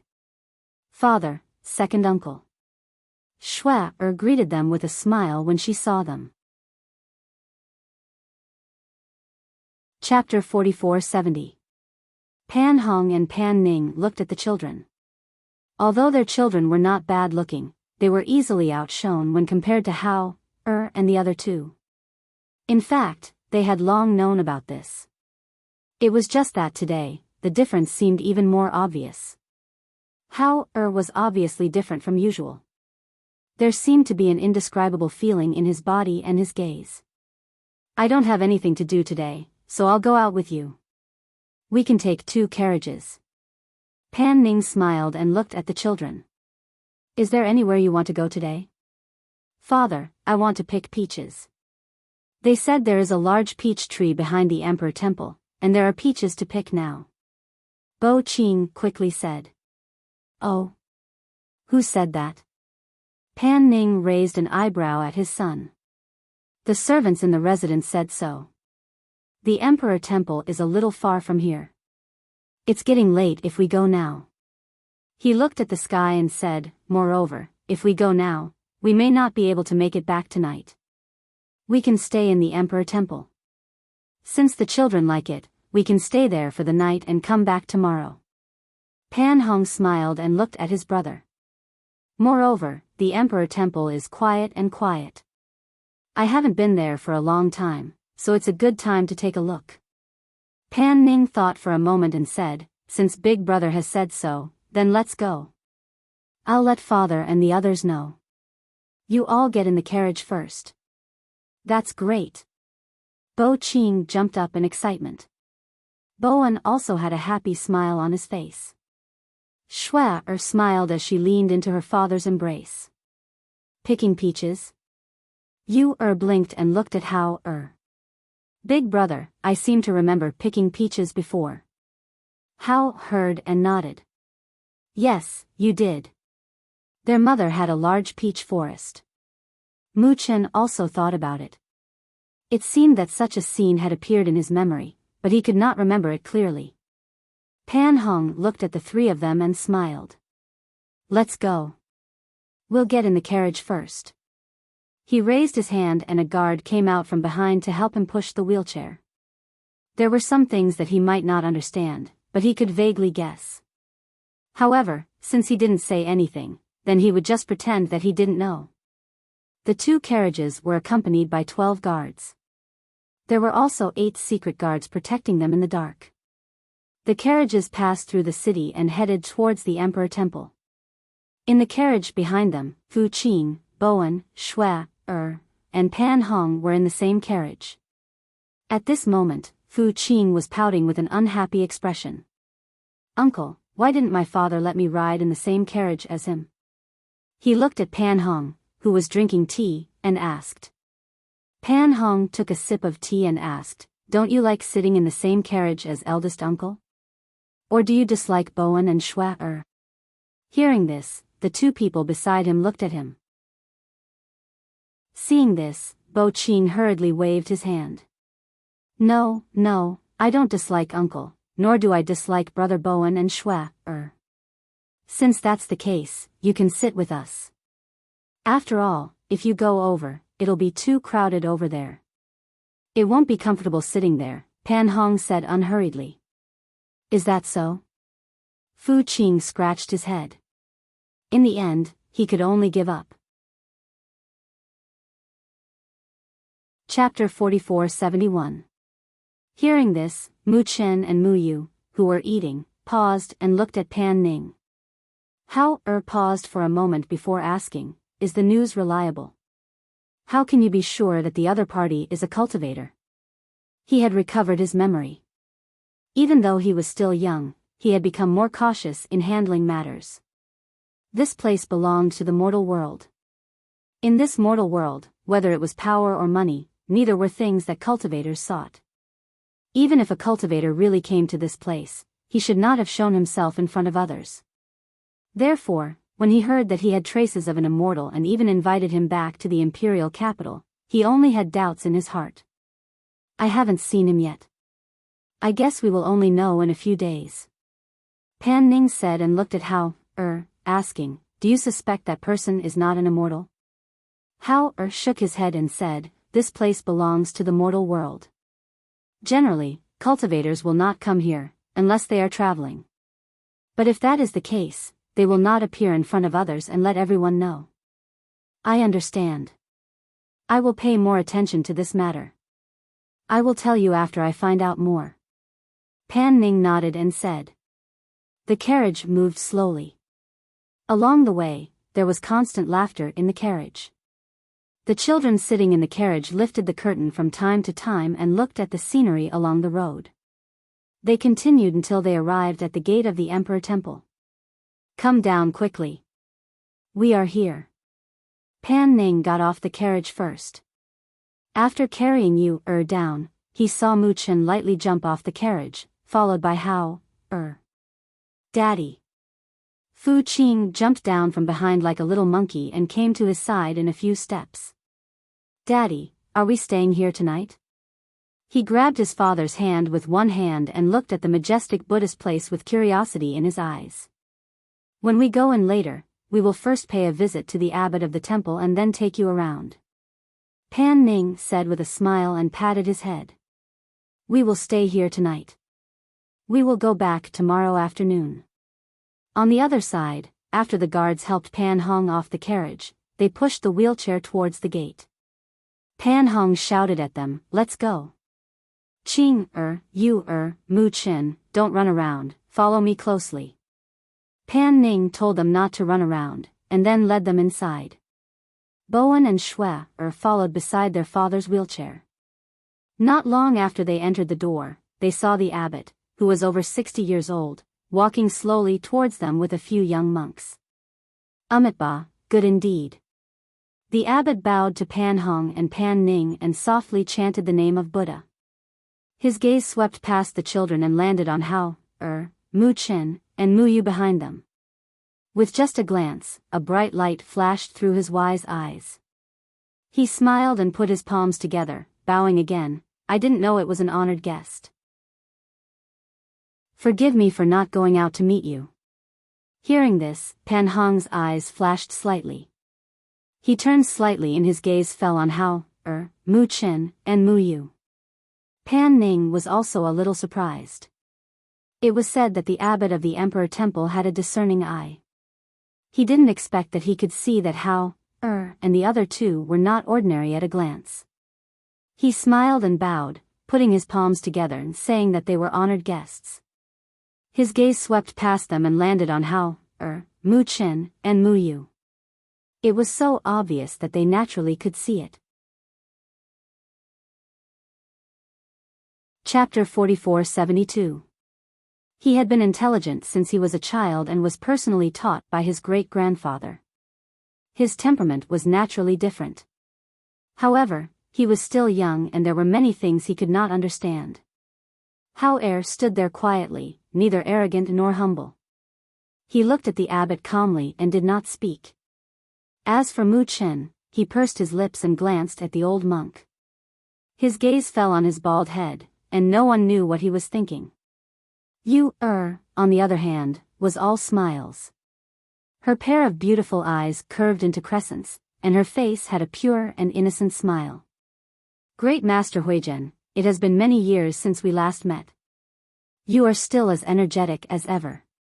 Pan Hong broke the silence with a smile. He, young master, this old servant is looking forward to playing a few more games with you. He revealed a kind smile, and his gaze turned from the three children to Pan Hong. Of course I am looking forward to playing chess with you. He smiled and said, Great Master, this is my second brother, Pan Ning. Today, he brought a few children to disturb you. Greetings, Great Master Abbot. Pan Ning quickly bowed. The abbot looked at Pan Ning and smiled. Second Master, you are indeed a man of great fortune. Since the Emperor Temple has welcomed you today, I dare not neglect you. As he spoke, he ordered the little monk beside him, clean up the east wing for our guests. Yes, the little monk replied and gestured for them to enter. Then I will bring the children over first. Pan Ning said. After bowing to the abbot, he left with the children. After they left, the abbot said to Pan Hong, Eldest master, this way please. Then, he walked slowly. The guards pushed Pan Hong beside him. The two were like old friends who had known each other for many years. They chatted as they walked until they arrived at a quiet courtyard. The little monk left and so did the guards. Only the abbot and Pan Hong were left in the large courtyard. On the stone table, there was a chessboard and a pot of tea. It was elegant and quiet. Pan Hong sighed. Today, when we meet again, Great Master is still the same. But I am sitting in this wheelchair and will never be able to stand up again. In less than 2 years, I have experienced the ups and downs of this world. The host poured 2 cups of tea and said with a smile, Everything is predestined. Young master, there is no need to sigh. He placed the chess piece in front of him and said, Come, let's see if eldest young master's chess skills have improved after not seeing him for a few years. Hearing this, Pan Hong smiled, picked up a chess piece, and slowly placed it down. On the other side, Pan Ning took the children and followed the little monk to the eastern courtyard. After resting for a while, he took the children to the peach forest behind the mountain. At the same time, in the hall of great strength, a beautiful woman in luxurious clothes was kneeling and praying. She was praying in her heart. After a while, she slowly stood up. The maidservant at the side hurriedly came forward to help her. She personally went forward to add incense. When the monk at the side saw this, he said, If you are feeling depressed, why don't you take a walk in the peach forest at the back of the mountain? Peach forest? The beautiful woman was stunned. After thinking for a while, she said, Okay. She gently bowed and turned to leave the hall. She went to the peach forest at the back of the mountain. At this time, in the peach forest, there were pink and tender peaches on the peach trees. They looked very pleasing. After Pan Ning took the children into the peach forest, the children laughed and played on their own like caged birds. Chapter 44-73. This was a Buddhist land, so naturally, there would not be any danger. There were not many people in the peach forest, so it was very quiet, so they let the children play on their own. Sister Yu, Shua, Brother Bowen, let's play hide and seek. Bo Ching suggested excitedly. Okay. But I'm not playing, I want to hide. Yu smiled and pulled Mu Chen beside her. Brother, come play too. After saying that, she looked around and saw that her brother was not far away. She shouted, Big brother, do you want to play? Not playing, you guys play. Just don't run too far. Hao did not forget to remind them. Okay. Yu nodded obediently and pulled her brother along as she ran, shouting, Brother Bowen, quickly take Sister Shua, to hide. Then hurry up, I'm going to open my eyes when I count to 10. Bo Ching covered his eyes with both hands and leaned against the peach tree as he counted loudly. 1, 2, 3. Yu pulled Mu Chen along and said in a soft voice, Brother, don't pull a long face. Don't play with Brother Bo Ching, Sister Shua, and Brother Bowen, they'll be sad. Mu Chen pursed his lips and said, They only know how to play, too childish. Hearing these words, Yu smiled and said, Big brother, we are all younger than them. But we're stronger than them. He raised his chin, looking proud and arrogant. That's because they're different from us. Yu said with a smile and looked at the bigger peach tree. Brother, let's hide up there. There are more leaves, Brother Bo Ching definitely won't be able to find us. After saying that, she pulled her brother and lightly jumped onto the top of the peach tree. The two of them found a branch to sit on, and with the peach leaves as cover, Yu picked 2 big peaches and wiped them on her body before handing one to Mu Chen. Mu Chen watched as she rubbed the peaches on her body. When her pink dress was stained with peaches, he frowned and lectured her like an older brother. Little sister, you're a girl. You can't always get dirty. As he spoke, he took out a handkerchief from his sleeve and helped her wipe off the peach hairs on her dress. It's okay. I'll go back and take a shower later. Yu said indifferently. She took a bite of the peach and carefully looked around to see if Bo Ching had come looking for her. Unexpectedly, he didn't see Bo Ching. Instead, he saw a beautiful woman wiping her tears under a peach tree not far away. Yu blinked her eyes, then pulling her brother's sleeve, she said, Big brother, there is an ant crying over there. Mu Chen glanced at her and said, Let her cry. It's none of our business. He held the peach but did not eat it. He just played with it in his hand. Yu ate the peach while watching, but didn't say anything. She only listened to the soft comforting words of the 2 maids. After the woman wiped away her tears, the 3 people who were originally standing there also walked over with light steps and stopped at the foot of the peach tree where they were. Madam, this peach tree is very lush and has many peaches. Why don't we pick some and bring them back for good luck? A maidservant said softly with a bamboo basket in her hand. Chapter 44-74. They had been married for many years, but had not had a child all along. Even though the love between husband and wife was deep, it could not withstand the weight of time. Today, she had come here to make a wish, so she naturally hoped to have a good omen. She gathered her thoughts, and her gaze swept past those pink and tender peaches, and finally landed on a comparatively bigger peach. She reached out her hand, and tiptoed, wanting to pluck it, but her fingertips faintly touched it, and she was unable to pluck it. After trying a few times, just when she was about to withdraw her hand, suddenly, a pink and tender little hand stretched out from those lush leaves, and plucked that peach, and handed it over. For you.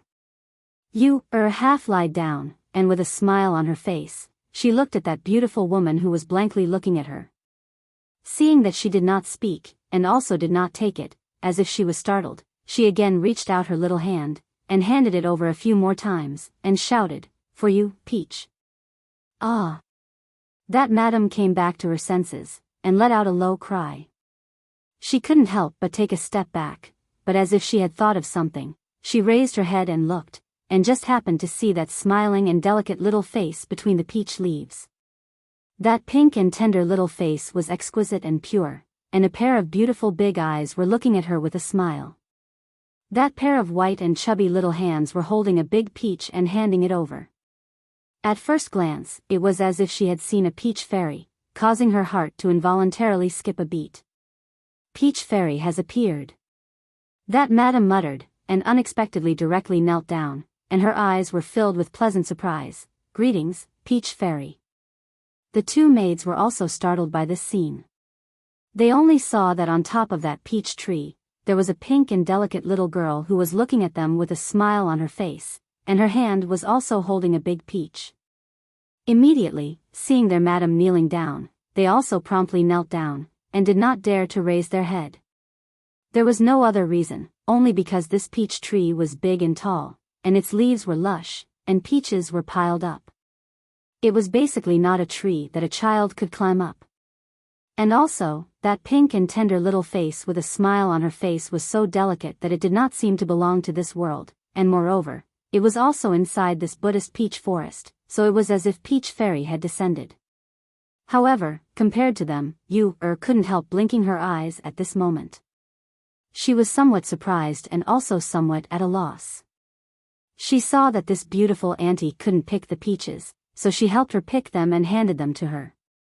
Why did she kneel down and worship her?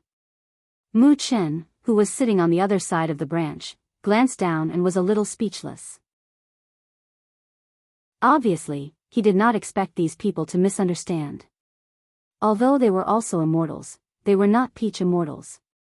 I'm not a peach immortal. Yu said with a beaming smile. Looking at them, she softly said with a smile, "Don't worship me, I won't grow up." When the madam heard this, she was startled for a moment. She carefully raised her head and saw that the little girl had already sat down, her feet dangling in the air. She was still holding the big peach in her hand, and beside her, the leaves were pushed aside. She also saw a boy in a white dress, and that boy also had an exquisite little face that was exactly the same as the little girl's. "We are playing hide and seek," Yu said with a smile. Then she could faintly hear Bo Qing's voice shouting in the peach forest. Chapter 4475. Before she could finish her words, she saw the little girl stretched out her little hand and handed over the peach, "For you." She looked at her in a daze, only to see a pure smile on the little girl's delicate face. Her pair of beautiful eyes were very lively. Wearing a pink little dress, she looked very cute in a small ball, which made her heart soften involuntarily. At the same time, she stretched out her hand to take the peach and said, "Come down. I'll carry you down." No, I'm playing hide and seek with brother." Yu shook her head and retracted her hand. She was about to stand up and hide again when her foot slipped and her little body suddenly fell down. "Little sister!"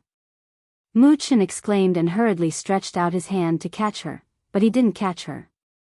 The madam, who was standing under the tree, saw the little girl fall and exclaimed in a low voice. She hurriedly reached out to catch her.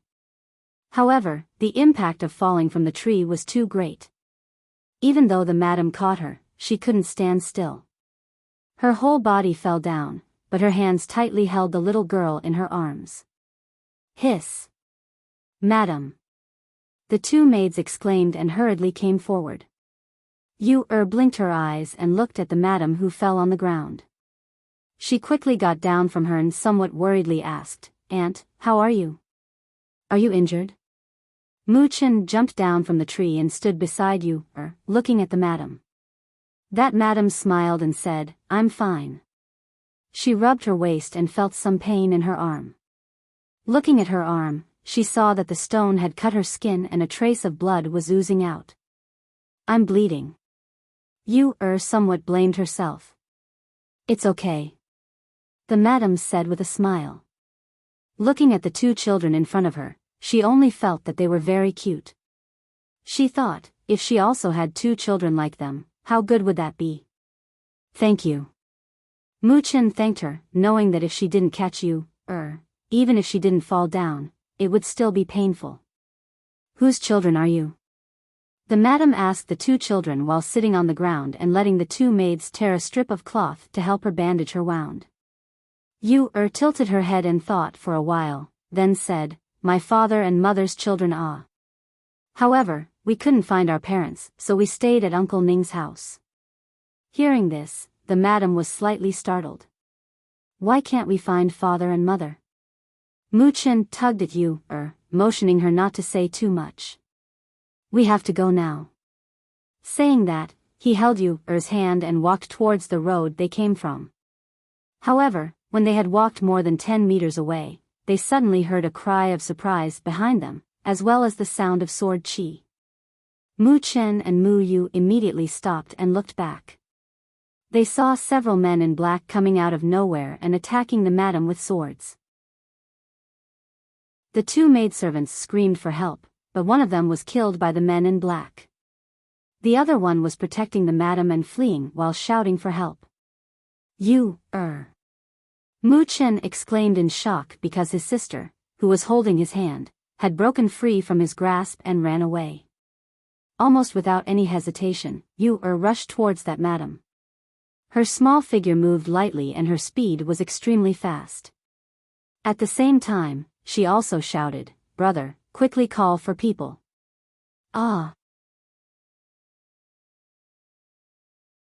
Chapter 4476. Madam. That maidservant cried out in alarm. She was so scared that her body trembled, but she couldn't do anything. She could only stare at that sword with a pale face. The madam was also shocked. She was so shocked that she couldn't even scream. Just when she thought she was going to die, she saw a small figure standing in front of her. The small figure held a dagger and blocked the long sword that was coming at her. Clang! Only a crisp clang sound was heard.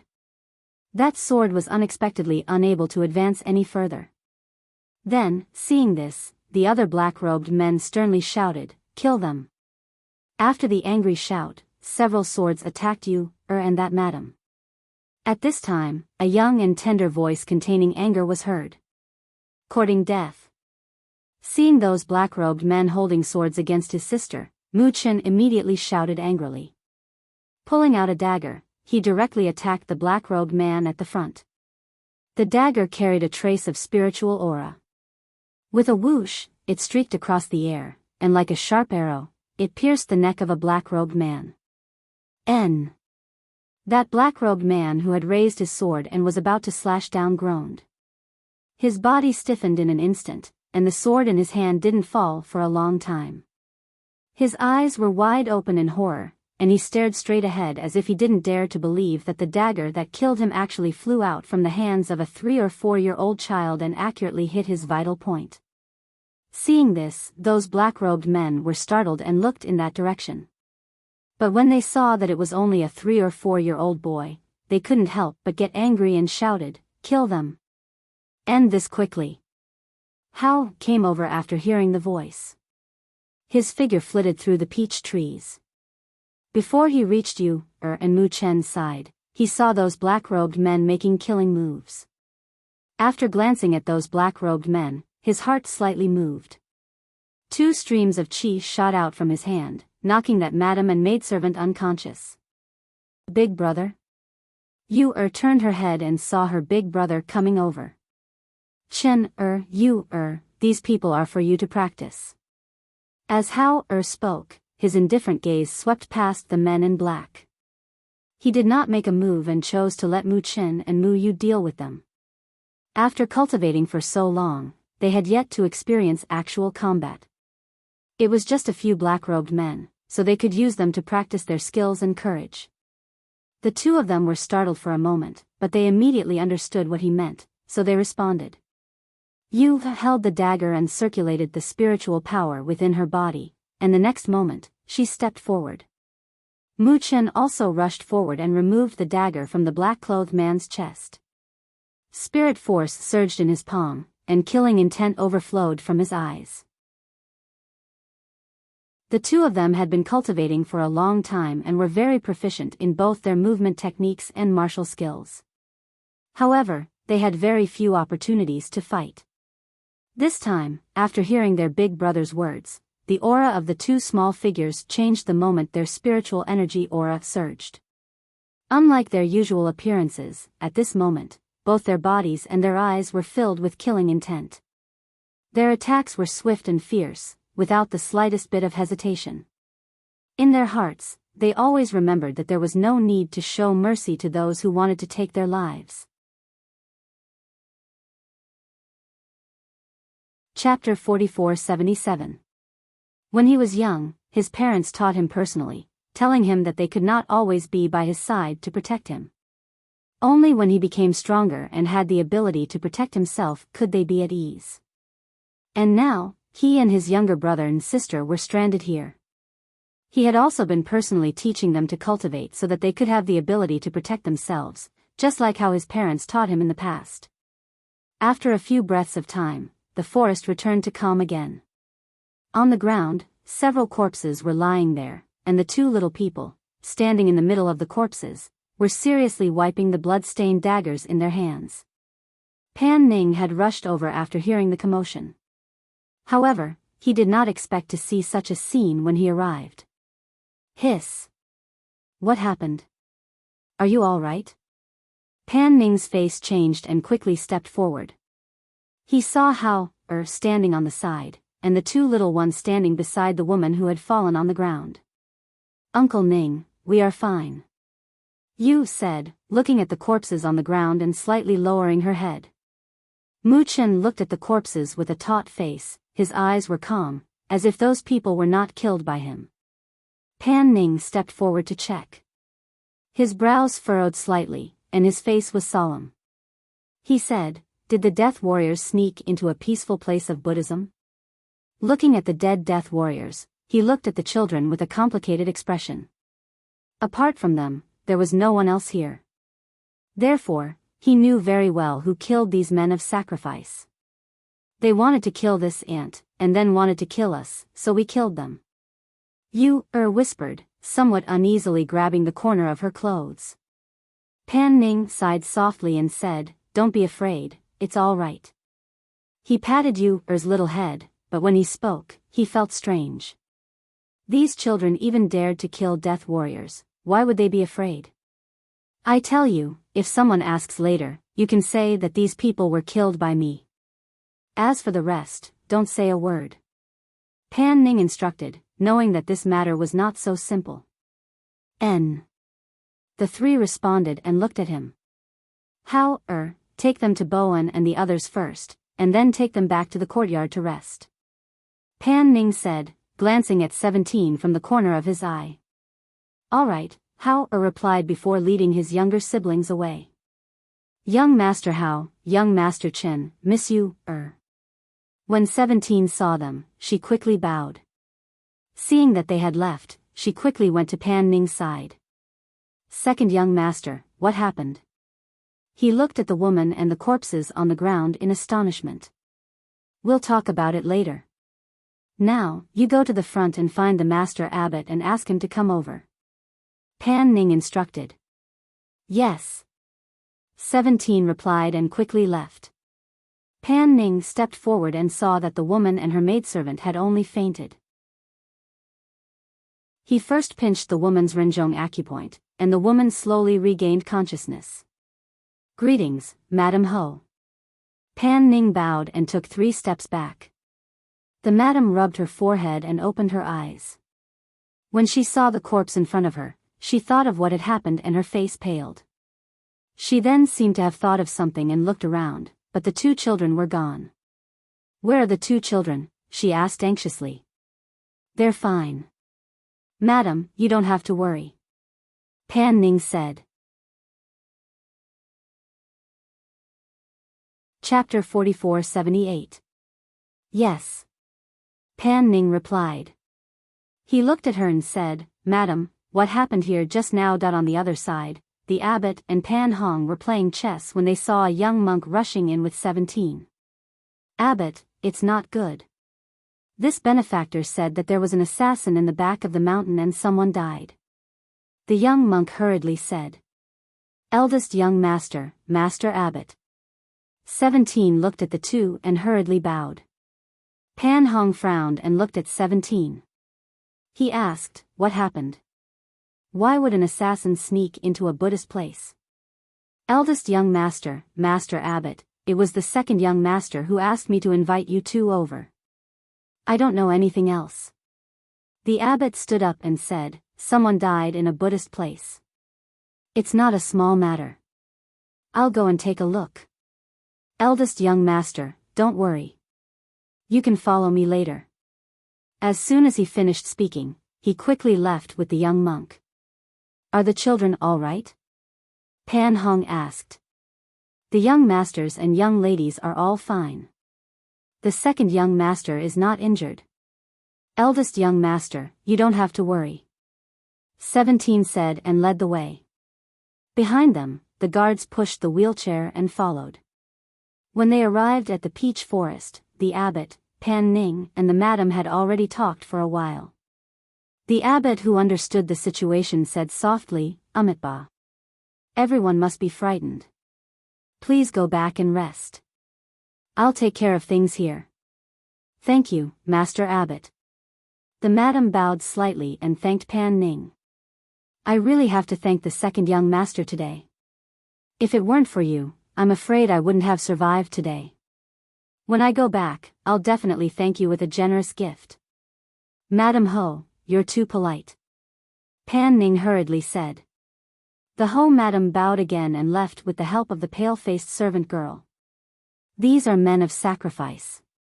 Pan Hong glanced at the corpses on the ground and knew that these were not ordinary assassins, but men of sacrifice. They came for the madam. I just happened to meet them.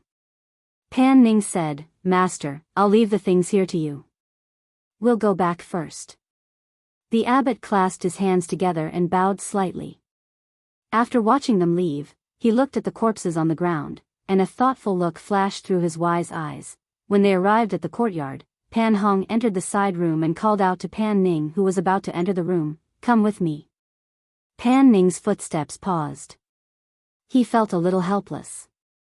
He knew that other people might believe those words, but his big brother definitely wouldn't.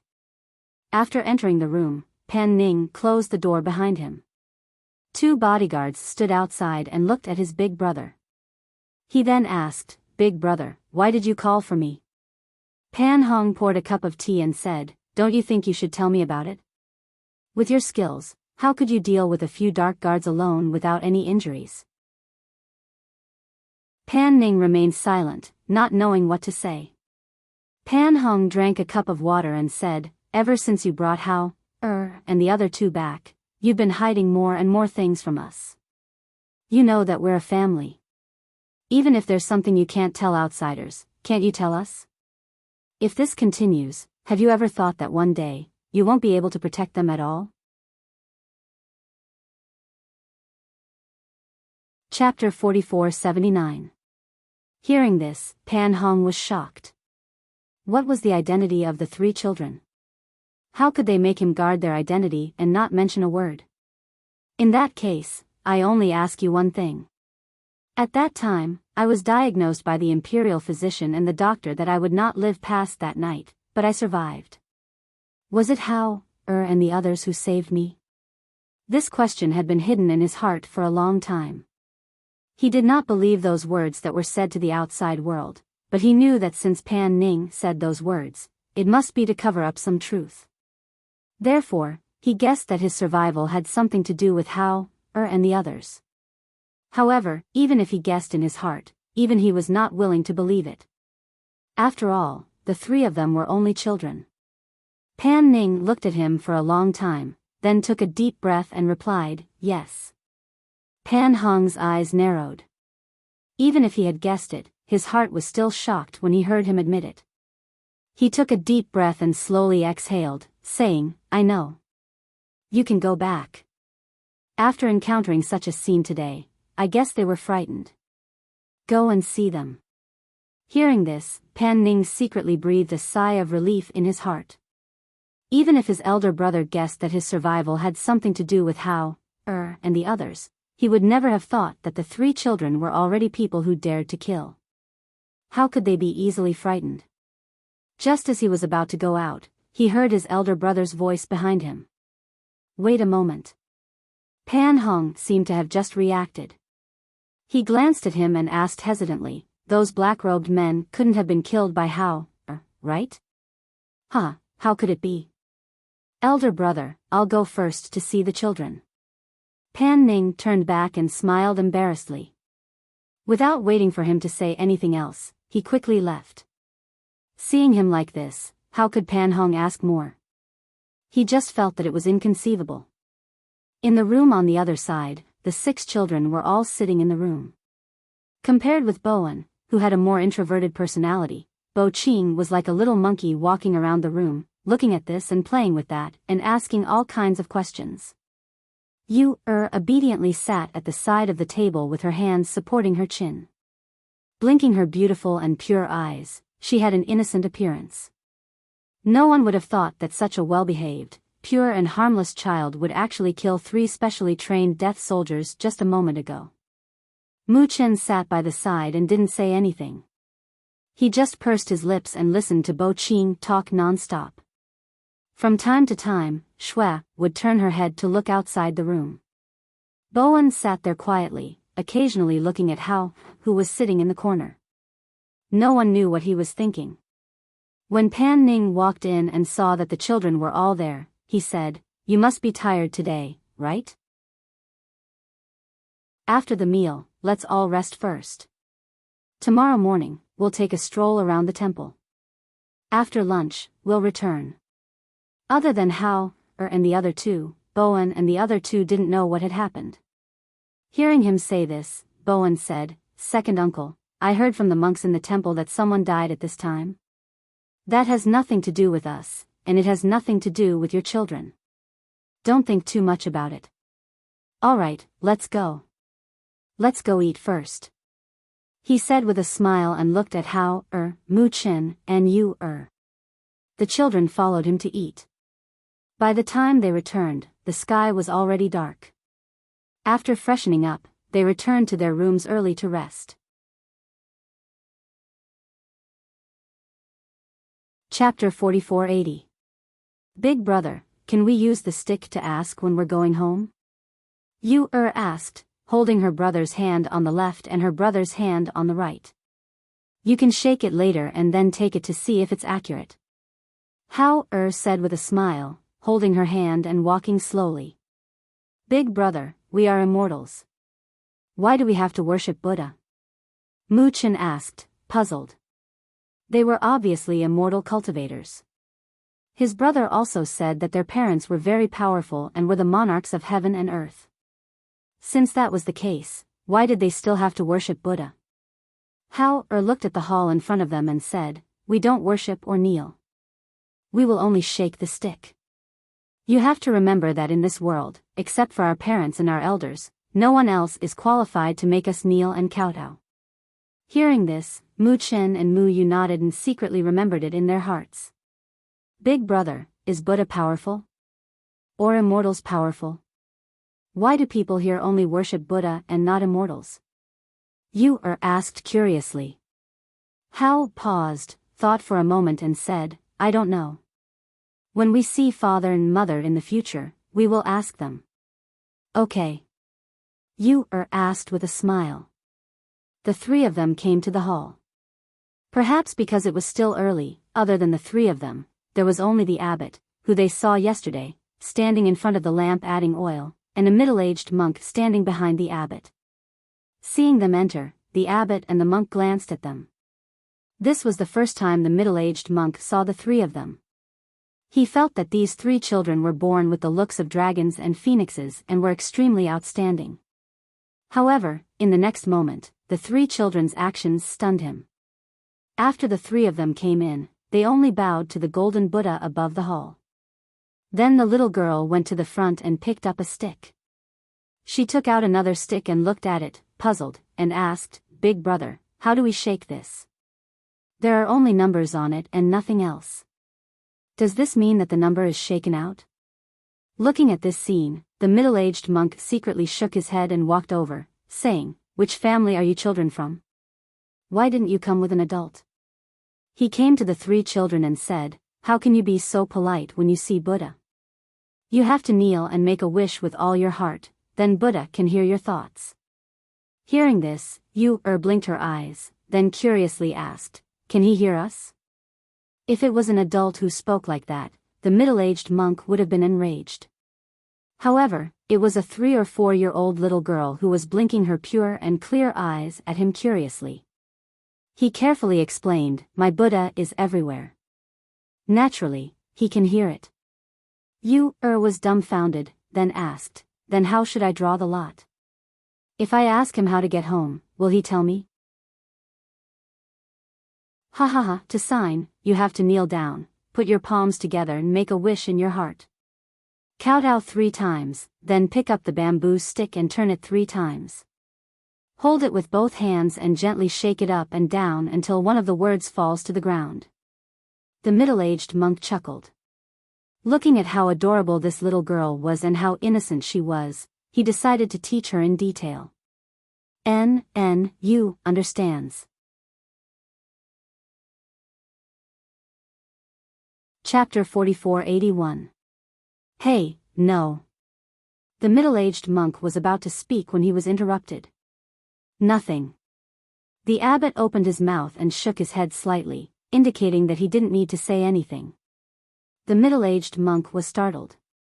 After glancing at the abbot, he looked at the little girl who was shaking the stick. The stick made a sound as she shook it.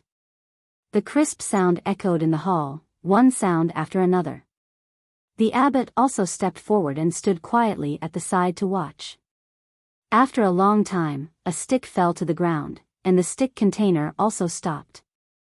Was happy. She smiled and picked up the stick. "Little benefactor, let this old monk help you solve the stick." The abbot stepped forward with a kind smile on his face. Yes, here." Handed the stick to him and looked at him with a pair of beautiful eyes. She asked with some expectation, "Can this tell me when we can go home and see father and mother?" The host smiled and looked at the bamboo stick. In the next moment, the smile on his face froze. He saw that this was an unmarked bamboo stick. He carefully looked at the other half of the bamboo stick again. There was still no sign on the front or back. Just as he was frowning, he saw that on the bamboo stick, there were golden words floating. Seeing this, he couldn't help but be shocked. Hiss. This. How can this be? The middle-aged monk was also shocked. He opened his eyes wide in disbelief. Generally, only the number was written on the bamboo stick, and then the corresponding number was taken. However, there was no sign on the bamboo stick. At this moment, lines of golden words appeared out of thin air. Even though he had stayed in the Emperor Temple for many years and solved the sticks for more than 20 years, he had never encountered such a shocking thing. Since they saw it, naturally saw it too. Looking at this scene, didn't say anything. He just glanced at it and then looked at the golden Buddha statue in the hall. He was also a little surprised. Immortal fetus is pregnant with a dragon and a phoenix is born. However, there is no fated star in the heavenly palace. It is difficult to survive. Let nature take its course and don't force it. The abbot softly read these words, but the hand holding the stick trembled slightly. Immortal fetus? No fated star? As listened to the host reading the lot, he raised his eyebrows and his cold little face turned frosty. He took a step forward and took the bamboo stick from the abbot's hand to read it again. He pursed his thin lips and looked at the abbot and the middle-aged monk. It's best if you don't reveal a single word about what happened today, he said coldly and turned to lead Mu Chin and Mu Yu out of the room. Seeing them leave, the middle-aged monk took a deep breath and looked at the abbot. He wanted to ask, but he found that he couldn't speak. It was as if the words were stuck in his throat and he didn't know where to start. Today's matter had far exceeded his imagination. If he hadn't seen it with his own eyes, he wouldn't have dared to believe that the Buddha had really made an appearance. But why was it such a little girl? And that poem. Abbot, the bamboo stick has been taken away by them. Only then did he realize that the bamboo stick with the Lord Buddha's spirit had been taken away by them. The abbot took a deep breath and suppressed the churning in his heart. He hurriedly went to the center of the hall and knelt down. Putting his hands together, he softly chanted, Amitabha. Chapter 4482. Seeing this, the middle-aged monk asked, Abbot, that sign. His voice paused, because he saw the abbot's gaze on him, making it difficult for him to continue his question. Nothing, you must forget this matter. You need to know that there are some things that you and I should not know about. He said slowly. But if we spread the news of the Buddha's manifestation, the incense in the Emperor Temple will be even more prosperous. Moreover, this is the first time the Buddha's manifestation in the temple's history. Are we going to suppress this matter just like that? He said anxiously. He did not understand what the abbot was thinking. Don't talk about this anymore, he said with a frown. He glanced at him and said, Remember, don't tell anyone about this. As soon as he finished speaking, he walked out. Seeing the abbot leave, the middle-aged man opened his mouth, but in the end, he just sighed softly and shook his head. He walked to the corner and sat down beside the sign. No matter how he thought about it, he could not understand why Buddha would manifest to a little girl. On the other side, Mu Chen and Mu Yu looked at their big brother who was holding their hands as he strode forward. Seeing the cold aura on his body and his face colder than usual, they couldn't help but look at each other. Big brother. Yu called out. Hao stopped and looked at Yu then at Mu Chen. Don't worry, I will protect you. I won't let anything happen to you. That talisman was extremely accurate, and it also caused a trace of anger to rise in his heart. What 9 deaths, 1 life and difficult to survive? What about letting nature take its course and not forcing it? He only knew that his mother had told him that man's will triumph over nature. Moreover, his mother not only told him with words, but also with actions that man's will triumph over nature. So, what let nature take its course and not forcing it, meant nothing to him. Mu Chen thought for a while and said, Big brother, we will work hard to cultivate. When we are as powerful as you, even if there is danger, we will be able to protect ourselves. Yes, you too. You will not go out to play when she goes back. You will also work hard to cultivate. The little one hurriedly promised. Hearing their words, Hao suppressed the rising and falling emotions in his heart. After a while, he led the two to a pavilion and sat down. He said, Big brother knows that Chen, and you, have always been very obedient and also worked very hard to cultivate. Big brother knows all about it. Big brother, hereafter we will never go to shake that lot again. You said, she didn't want Big brother to be very angry like just a moment ago. Hearing this, Hao rubbed her head and said, Big brother will think of a way. Big brother will think of a way to let father and mother know that we are here. He looked at the sky and his thoughts became more and more determined. In the mortal world, he couldn't contact his parents with his communication jade. Even though he had recovered his cultivation strength and had the silver wolf as his companion, he couldn't return to the heavenly realm where they were originally from with his cultivation strength. However, if this continued, they might not be able to leave the mortal world for a few years or even 10 years. Pan Ning said that he had found traces of an immortal and had invited him to the imperial capital. Even if he did not expect much, he still had to go and see who it was. He had to think of a way to break this situation. Big brother, do you still want this thing? Yu pointed at that bamboo stick in his hand. Chapter 4483. When they arrived at the courtyard, they saw Pan Ning and others were eating breakfast. Seeing them come in, Pan Ning didn't ask much and just said, Come and have some porridge. I'll take you around later. Okay. How, and others answered and walked forward to sit down. Pan Hong had already eaten and was sitting in the wheelchair reading a book. The children of Pan family saw them and asked in a low voice, "Where did you go early in the morning? Why didn't you call us? Brother took us to the temple, but there was nothing fun, so we came back." Yu said with a smile. For them, there was really no fun place in the temple. If there was a place for them to play freely, it was only the peach forest at the back of the mountain. However, someone died in the peach forest yesterday, so they wouldn't let them go again. But, the peaches in the peach forest were very good, so she wanted to pick some back.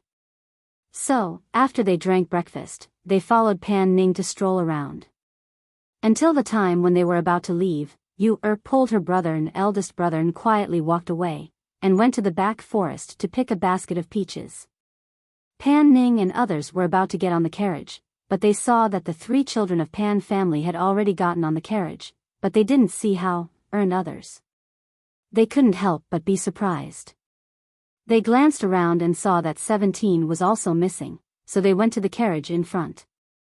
Eldest brother, I don't know where How, and others went. I guess we have to wait for a while. You go and look for them. We'll wait here. Pan Hong said. Okay. Pan Ning responded and turned around to look for it. Just then, he saw the 3 children running over with a basket of peaches. 17 followed behind them. Seeing this, he was slightly surprised. You guys went to pick peaches? We picked some back for great-grandfather and others to taste. Yu said with a smile. Hearing this, Pan Ning couldn't help but smile.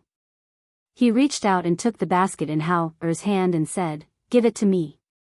Quickly get on the carriage, we're going back." Okay. The 3 children answered and quickly got on the carriage. After they got on the carriage, 17 also got on and drove the carriage back. At the main gate of the Emperor Temple, the abbot slowly walked out. Looking at the carriage that was gradually disappearing into the distance, he put his palms together and said softly, "Amitba." 2 days later, the Pan family welcomed Marquis Qi and his wife. The 2 of them came with gifts to express their gratitude for saving their lives in the Emperor Temple. In the main hall of the Pan family, a dignified man in his 30s looked at the Pan family's father and Pan Ning, who sat on his right. He smiled and said, "Second young master from the Emperor Temple saved my wife. We have always wanted to pay you a visit, but we have been investigating the Death Warrior for the past 2 days. We hope second young master won't take offense. My lord, you're being too serious. It's just a small matter. How could I trouble my lord and madam to visit?" Pan Ning hurriedly said. To be able to save Madam Ho is also fate. My lord, you don't have to take this to heart. Pan family's father smiled. He only knew that they had returned from the Emperor Temple. They said that something happened there and the second son happened to save Marquis Qi's wife. Hearing this, the Marquis smiled and paused for a moment. He said, "I heard from Madam that there is a pair of children who look exactly the same in your residence. They are extremely cute and outstanding. I wonder if my wife and I can go and see them." Chapter 4484. Pan Ning furrowed his brows and glanced at the madam. Obviously, the madam had told her husband about what happened at that time. Thinking of this, he couldn't help but sigh in his heart. He should have known earlier. When the madam saw Pan Ning's slightly furrowed brows, her eyes couldn't help but flicker. She lowered her gaze and didn't look at him. The 2 children were so exquisite and outstanding that she liked them very much. Although she didn't go out these 2 days, she asked people to inquire about the news and found out that the 2 children were brought back by Pan Ning more than a year ago. He said that they were their distant relatives. However, after some investigation, they naturally found out that they weren't distant relatives as he said. However, what surprised her and her husband was that even with the influence of the Marquis' estate, they were actually unable to find out the origins of those 2 children. However, from the scene that day, she knew that those 2 children were not ordinary children. What's wrong? Is it inconvenient? Master Ho asked and looked at the two of them. Ha ha ha, it's not inconvenient. I'll ask someone to call them over. Master Pan said with a smile. He didn't think much of it. After all, Mu Chen and Mu Yu were very exquisite and it was normal for people to like them. No need to trouble yourself. Let's go and have a look. Master Ho stood up and said with a smile, it will be more or less restrained to let the children into the hall. Second young master, please take us over to have a look. Seeing this, Master Pan gestured, you take Master Ho and the others over. Treat them well and don't be rude. Hearing this, Pan Ning stood up and after answering, he said to the two of them, Master Ho, Madam Ho, this way please. At the same time, in the south courtyard, the three children were practicing in their rooms and didn't go out. Only 17 was guarding outside the courtyard. Second young master. 17 saw Pan Ning and stepped forward to bow. Go in and say that Master Ho and Madam are here for Chen, and you, Pan Ning gestured. Yes. 17 responded and turned to go in. Seeing this scene, Master Ho and Madam Ho felt a little strange. Master Ho looked at Pan Ning and said jokingly, could it be that without their permission, we can't enter the courtyard where they live? Pan Ning glanced at him and said, the three children live together in this courtyard. They don't like to be disturbed when they want to rest or study. That's why this rule was set. What a good personality. He smiled and saw two children of the same height and appearance walk out. When he saw the two children, his eyes couldn't help but light up. What an exquisite pair of children. He couldn't help but praise. His gaze fell on the two children and sized them up. The more he looked, the more surprised he was. The two children were no more than 3 or 4 years old. The little boy in the white robe had a noble aura about him, while the little girl in the pink dress had a spiritual aura about her. She looked very adorable. Uncle Ning. The two of them called out and looked at the two people at the side. This is the Lord Marquis and Lady Marquis. They said they wanted to come and see you. Pan Ning introduced them briefly and did not say anything else. Looking at the two children, Madam Ho couldn't help but smile. She squatted down and held Yu's little hand, saying, children, look what I brought for you. While speaking, she took out a box from her sleeve. When she opened the box, there were 2 luminous pearls the size of egg yolks inside.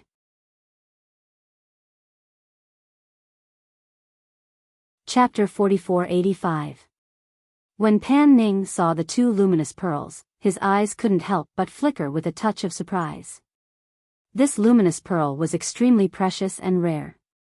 He knew that His Majesty had once bestowed 2 to Chi Bohu, but he didn't expect that they would give it to you, and the rest. Seeing this, he glanced at Madam Ho and saw that she was looking at you, and Mu Chen with love in her eyes. He was relieved, but he still said, my lord, madam, this gift is too precious. It's okay. My wife likes these 2 children very much. She took a long time to choose from the storeroom before finally choosing this gift. Chi Bohu smiled and said, children like this kind of shiny things. Let them keep it. Mu Chen glanced at the pearl and thought, this luminous pearl is indeed small.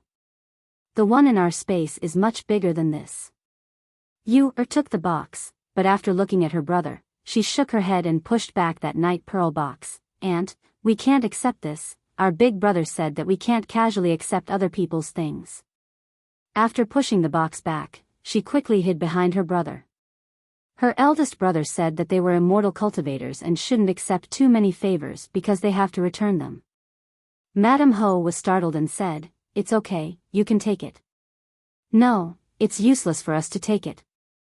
Mu Chen said with a straight face and put his hands behind his back, not wanting to take it. This was the first time they gave a luminous pearl and they couldn't give it away. For a moment, the couple was stunned. Pan Ning saw that the 2 children really didn't want it, so he said, my lord, madam, the children are still young. It's not appropriate to give such a precious thing to them. You can keep it. Hearing this, Madame Ho had to keep the gift. She hesitated for a moment and asked with a trace of expectation, "Can I invite them to stay in our residence for a few days? I really like these two children." She looked at Pan Ning and said, "Second young master, you also know that my husband and I have been married for many years without children. It's rare to see such children, so I want to let them stay in our residence for a few days. Don't worry, I will treat them very well and send them back after a few days." "No." Before Pan Ning could speak, a cold voice directly rejected him. Hearing the voice, they looked in the direction of the voice and saw Hao walking out of the courtyard. His handsome little face was cold and stern. He glanced coldly at the two people and said to Mu Chen and Mu Yu, "Go back to your rooms." "All right." The two little fellows answered obediently and walked into the courtyard hand in hand. After entering the room, they closed the door and leaned against the door to eavesdrop on the conversation outside. Hao retracted his gaze and looked at Pan Ning. "Uncle Ning, we'll be studying by ourselves for a while. I don't want anyone to disturb us." Hearing this, Pan Ning hurriedly said, "Okay, I got it. I'll tell them later." As soon as he finished speaking, he saw Hao turn around and enter the courtyard. At the same time, he instructed 17. "From today onwards, I won't see anyone, and there's no need to come in and report." "Yes." 17 noticed Hao's displeasure and immediately responded respectfully.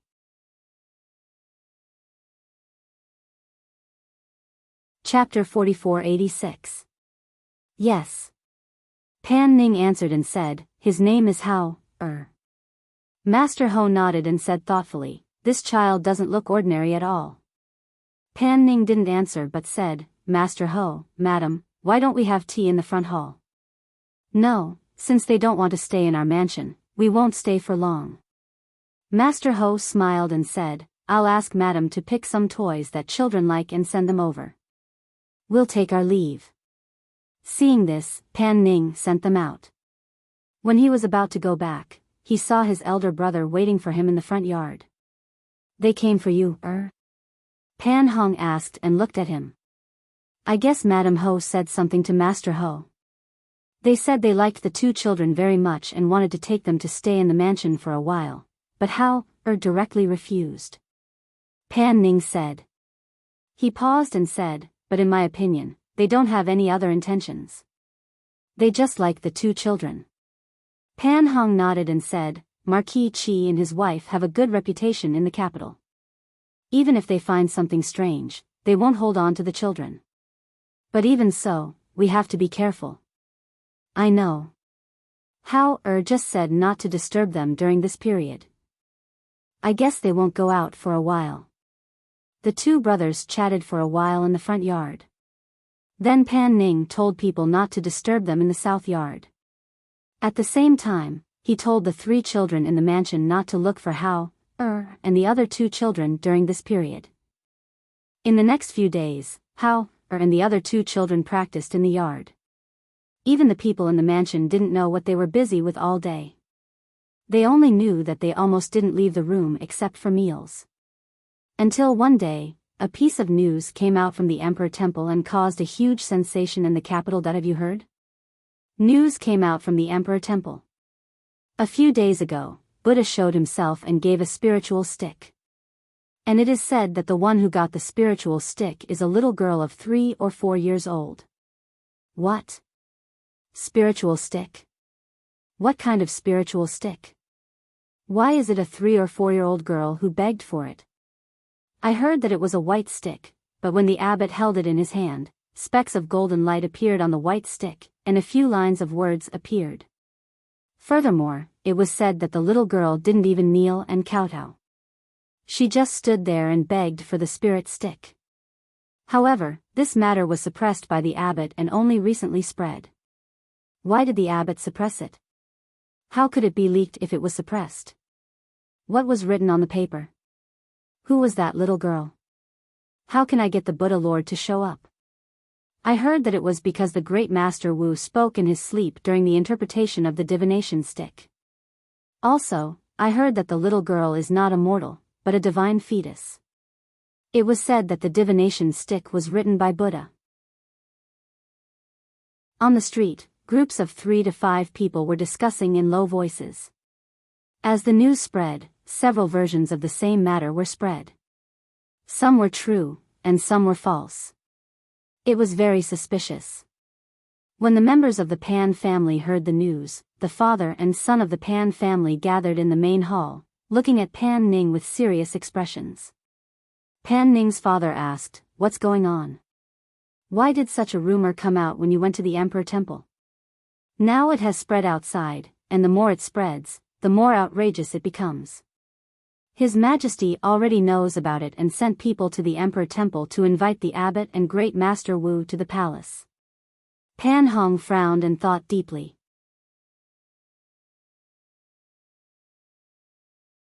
Chapter 4487.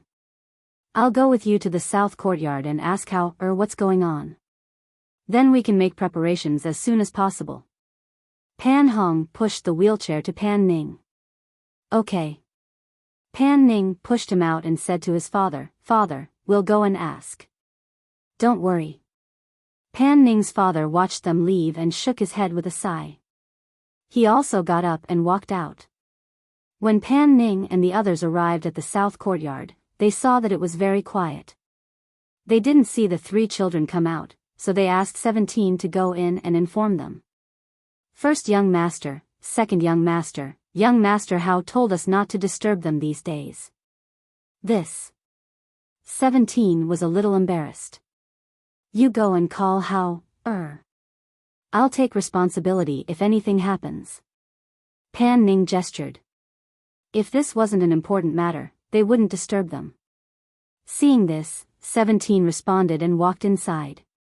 She came to Hao's door and reported, "Young Master Hao, first young master and second young master are outside." They said it's urgent. Hao, who was cultivating in the room, slowly opened his eyes when he heard the sound. He exhaled softly and restrained his spiritual aura. Then he got up and opened the door to leave the room. When he came outside, he saw Pan Hong and Pan Ning. He said, "Uncle Hong, Uncle Ning, please come in." The 2 nodded and walked into the courtyard with him. They came to the stone table and sat down. Before he spoke, Pan Ning told him, "We came to find you because we have something to ask. That day when we went to the Emperor Temple, did you ask for some kind of sign?" Hearing this, Hao glanced at them and asked instead of answering, "What's wrong?" The Pan brothers looked at each other. Pan Hong said, "It said that the Buddha of the Emperor Temple showed that the person who asked for the sign was a divine fetus. Now the news has spread. The abbot of the Emperor Temple and Nothingness have been summoned to the palace by His Majesty. It won't be long before people from the palace come here.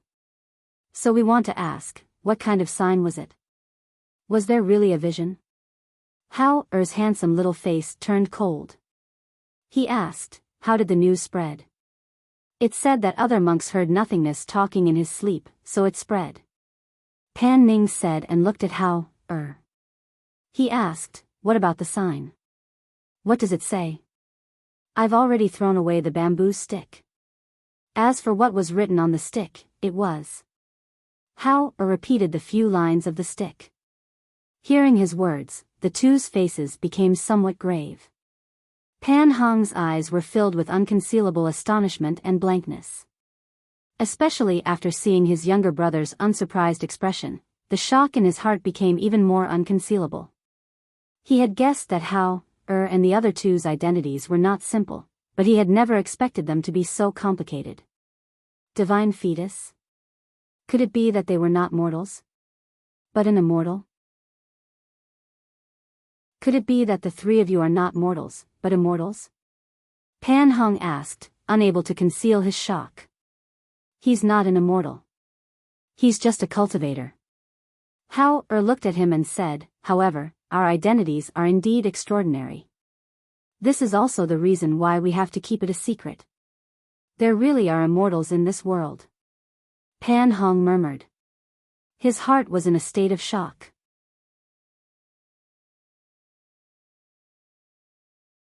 Chapter 4488.